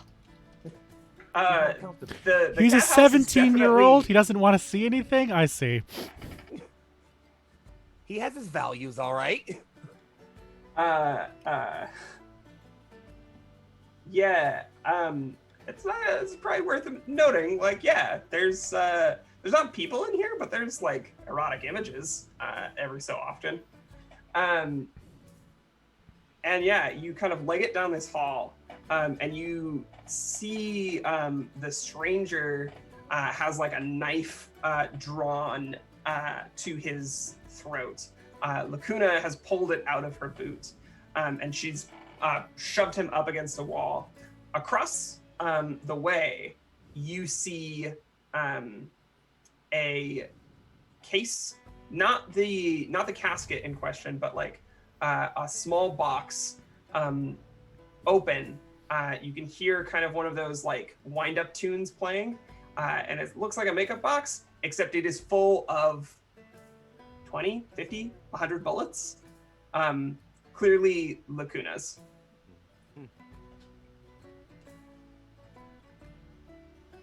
Ty just kind of looks and is I say do it. Do what? Cut his neck. Looks fun. I'm going to. Can they see me right now? They aren't looking at you, but they could see you out of the corner of their eye. Okay, so they know I'm here. Yeah.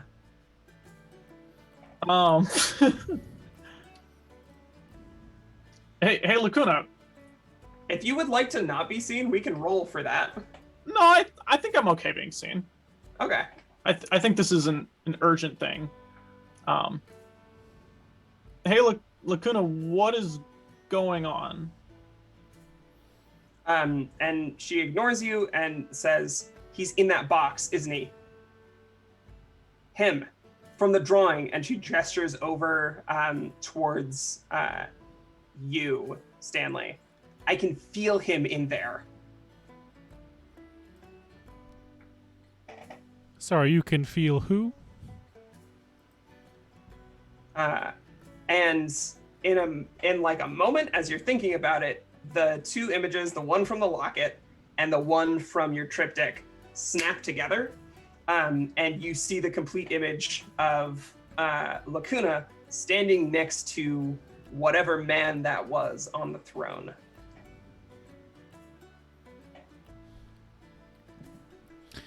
So Lacuna was the smudge?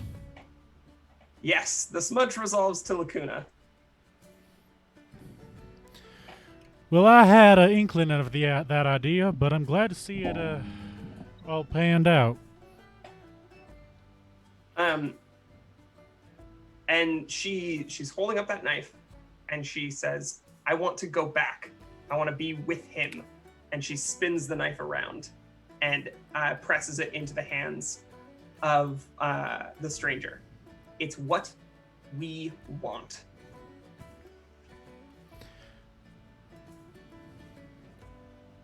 Okay, all right. Well, slow down. Let's not go spilling any unnecessary blood here. As fun as that would be to watch.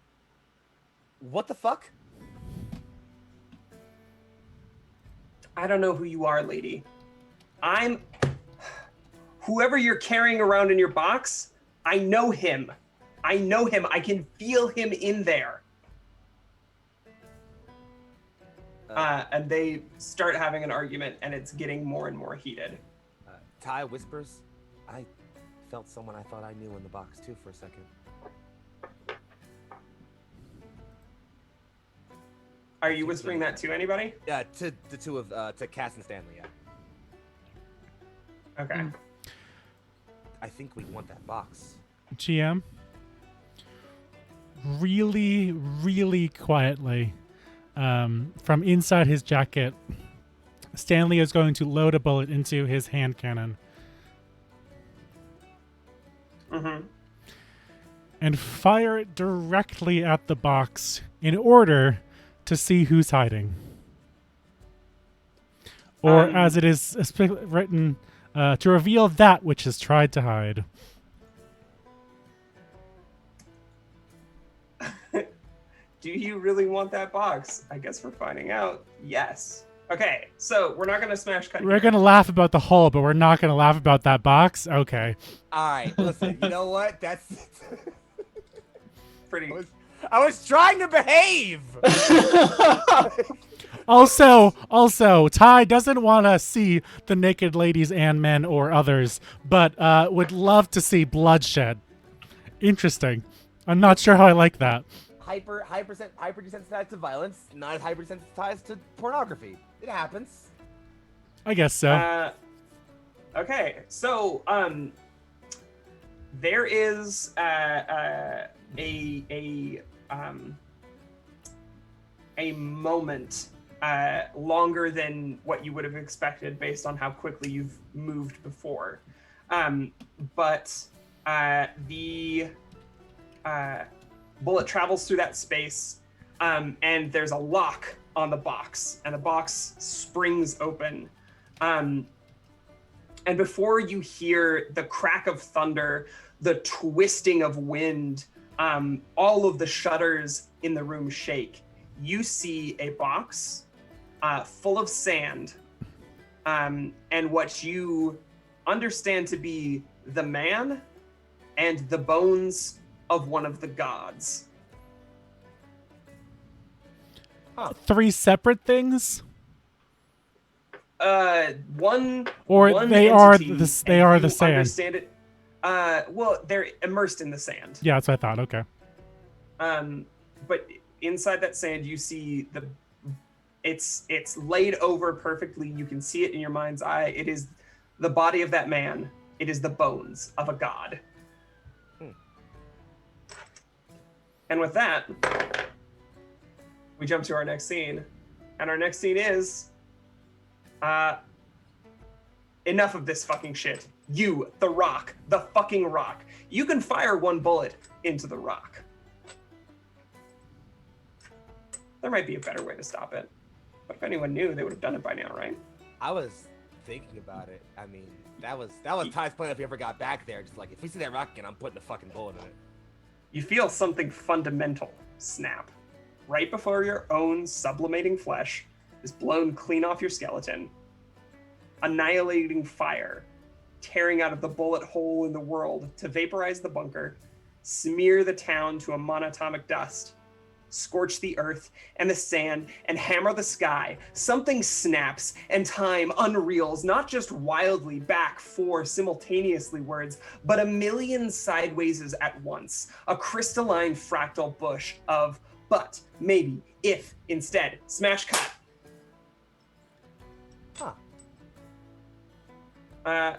Ghost stories end like this.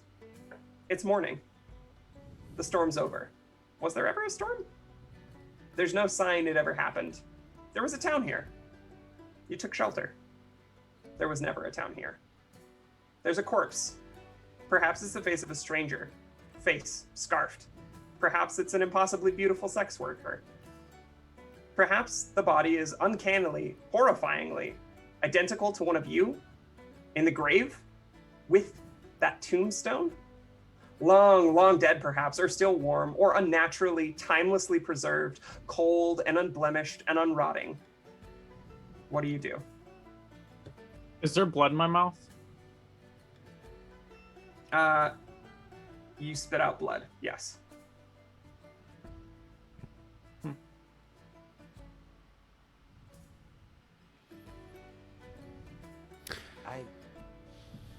Yeah, Ty definitely just seems like really lost in his own head right now. Kind of just sits, like, has his gun in his hand, but kind of just like sitting in a chair, kind of like rocking back and forth a bit, and just kind of keeps saying like, I knew her.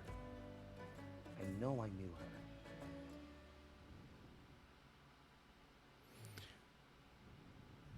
her. None of this makes any sense. What are you doing, Cass? You said there's a body. Mm-hmm. I'm gonna unwrap the body. What do you see?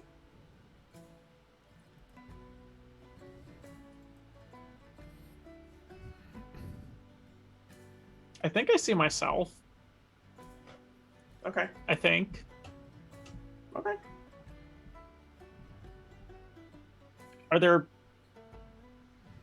bullets on my corpse? There's one. I reach into not my jacket, but my jacket. And in the breast pocket, there's a deck of cards that I keep. Is there a deck of cards in there? Mm-hmm. I'm gonna take them out and start fanning through them. The King of Spades and the Queen of Hearts are missing.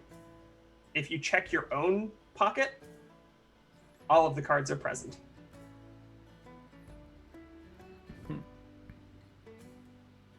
Stanley, what are you doing? I'm going to take out that triptych one more time. And on the back side, I'm going to start drawing the image of a dead god. And as mysteriously as we started, we will end. It's the start of your shift. You're exhausted. You can't remember when you weren't. You can't remember, well, you don't have time to remember anything. You put your hours in, and feeling near death, you count down the minutes. 90, 60, 30, 20, 10, 5, 4, 3, 3, 3, 3, 3, 3. It's the start of your shift.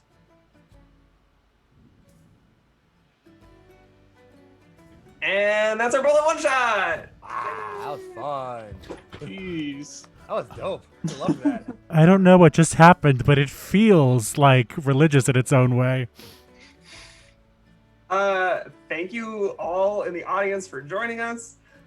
Big shout out to Caffeinated Otter, Lamoy for writing that module, Rock, Roll, Fire in the Hall. There's still stuff that we didn't go through. I would love to have revisited some of the locations, but since we're doing it for a viewing audience, I may have tipped the die once to keep things moving. Also, of course, thank you to the folks who wrote the supplements that we were using. I was using, in addition to Rock, Roll, Fire in the Hall magazine, written by our own VB Dissection, and Strange Nights, written by Darlene Barahona, for the Lover playbook, which I used to kind of flavor Lacuna behind what we already had. Do we want to go through the other stuff that people used one more time? Sure. Sure. I'll start, I guess. I played the child class from the Vex supplement by Parker Emerson, and I have so many thoughts on the ways this could tell some very important stories, and like specifically the child and like what it says about this game. So Parker, if you're somehow in the chat here or around, or you see this VOD, get in touch with me. We should talk about this. I have a lot of thoughts about the things you wrote for this. Yeah. V? Yeah, I played the Survivor from Shell Casings by the lovely Vermin. Yeah, I really, really liked this character, and then there's also a ton of other great classes in there as well. And last but not least, I played Stanley the Collector from Poison Oaks, a bullet supplement by Retorox. And you can check out all of the other classes and locations, etc. on the link that I just posted in chat, or by using !bullet. Why don't we all go Vermin, you can go first. Sign us off. Tell us what you're in for the next few weeks, what things you want to represent if you haven't said it already 7 times before. And Sorry, I will be back in just a second. My headphones got goofy. Oh no. V, why don't you start then? Aye. Yeah, you can follow me on Twitter. That's where I post most updates to whatever's going on at VVV section. That's also my itch page, and you can follow me on there. And that's where I will be posting more games as I finish them up. There's also some other projects that I'm working on, and I will likely be spreading those once I get the go-ahead to do so. I was going to do Ty. Foxy, why don't you shout out some things, what you're in Fine, next? I'll take out the one where we're basically the same person. Hi, what's up? I'm Young Foxy. Today I played Ty the Child. Yeah, if you want to find me, I'm on the Twitter sphere again after being temporarily permabanned at Big Foxy. Transphobes sucked. It's cool. We fixed them. So yeah, I'm at Big Foxy, BIG_FOXXII. I'm at Young Foxy on SoundCloud. That's YUNG_FOXXII. Check me out if you want to. If you want to see stuff I do related to this kind of thing, I hang out mostly over on Neon Lights Roleplay, the account that I'm talking in chat. What do we have coming up next for that? Oh my god, so many things. A Cyberpunk Red campaign, Neon Lights Lights is still happening. Our D&D campaign, Seven Sons. Our Only War campaign, In His Divine Name. Core Hearts, our Overarms campaign starting up soon. A Blade's Will, which is 2 separate rotating one-shot campaigns in the Naruto verse using that one-shot, is coming up soon as well. So stay tuned for that. Sign up for that if you want to be a player in that. We're taking players right now. It's gonna be super fun. I don't know. I have so many things going on, so just hang out with me. And thanks for coming on and checking out my voice. You guys are awesome. I love you all. Take it away. Do we have Vermin back yet? Yeah, I'm back. I'm so sorry. Can you hear me? Yes, we can. Hello, everybody. I am once again LegendaryVermin. You can find me as LegendaryVermin on all the places that matter, and that's Twitch, Twitter, and itch. I am. Please check out the Bullet Jam supplements. I hope this motivates you to drop $35 on 205 pages of content, all of which is just like, if you liked what you saw here tonight, everything in this in this bundle is going to be amazing. You're gonna love it. I will be back on TPK Roleplay for an upcoming thing with Proper, in fact, called I can't remember the name of it. It's called I'm Madness so Calls sorry. It Forth, and I will mention it in a moment. But if you want to tell us anything else about it, feel free.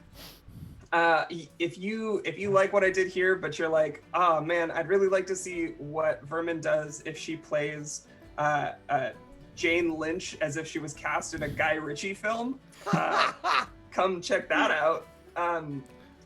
And I'm also going to be on the Unplay Tested podcast. Alex Guerrero, who could not make it today, but was going to be one of our panelists. Thank you again, Foxy, for stepping in at really short notice and doing an amazing job. Happy to help. I had a great time. Thank you.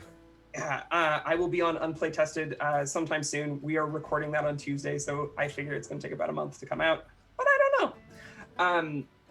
And finally, keep an eye out for Alley-Oop, my basketball oracular storytelling game, and the opening of the No Amount of Armor playtest server, where you can make sad people and robots. Sad queer people and robots? Need sad queer people and robots. I mean, look, I have some cis and straight friends. I'm God, not gonna stop what? them from playing. Gasp! Horrifying Shocking. mistake, truly, but we won't judge you for that. We won't hold that against you. It's okay. Speaking of not judging things, my name is Proper Nerdy. I'm a TPK staff member, role player, game master, game designer, and too many other things to list. You can find my game, Mesa Resort and Casino, on itch. You'll get it in the bundle if you buy that, or it's on its own page on mine. It's free because it's only 1/4 written, so go grab it now. There's gonna be more at some point when I'm not doing 12 things in a row. You're not gonna see me for a while, but tomorrow you're gonna see me in what is our game called? Roundhouse Omega on tomorrow on this channel. It is the finale of our dual campaign session for Monster of the Week. If you thought this was trippy, just you wait for tomorrow, because that's fucking wild. And then immediately afterward, I am running my own one-shot. It is called Dare Electric. It is based on ghost lines, and I'm terrified, but the soundtrack will be choice as hell. You can also check out my game called Generational, a story about stories on my itch. I really highly recommend it. It's all about making your own world. You can recreate a world you love. You can create a new world entirely. You can make a homebrew campaign that your players are invested in because they wrote it themselves. I really love it. I hope that you enjoy it. And I will be putting out a follow-up, a sequel to Generational, hopefully soon. So check out my itch. I'll put it somewhere. I hope you enjoyed us for this panel about game design, about Bullet, for the one-shot. Thank you so much, Vermin, for running it. I really enjoyed seeing how it went, and now I might have some extra energy to go back and rewrite my own supplements. So have a lovely night, all. I hope you enjoyed it. Hope you like TPK Con and all of the things we did this weekend. You will see a lot more of us. You'll see all of the events from TPK Con on our YouTube as soon as they are up. Have a lovely, lovely evening, all, and stay safe out there, kids.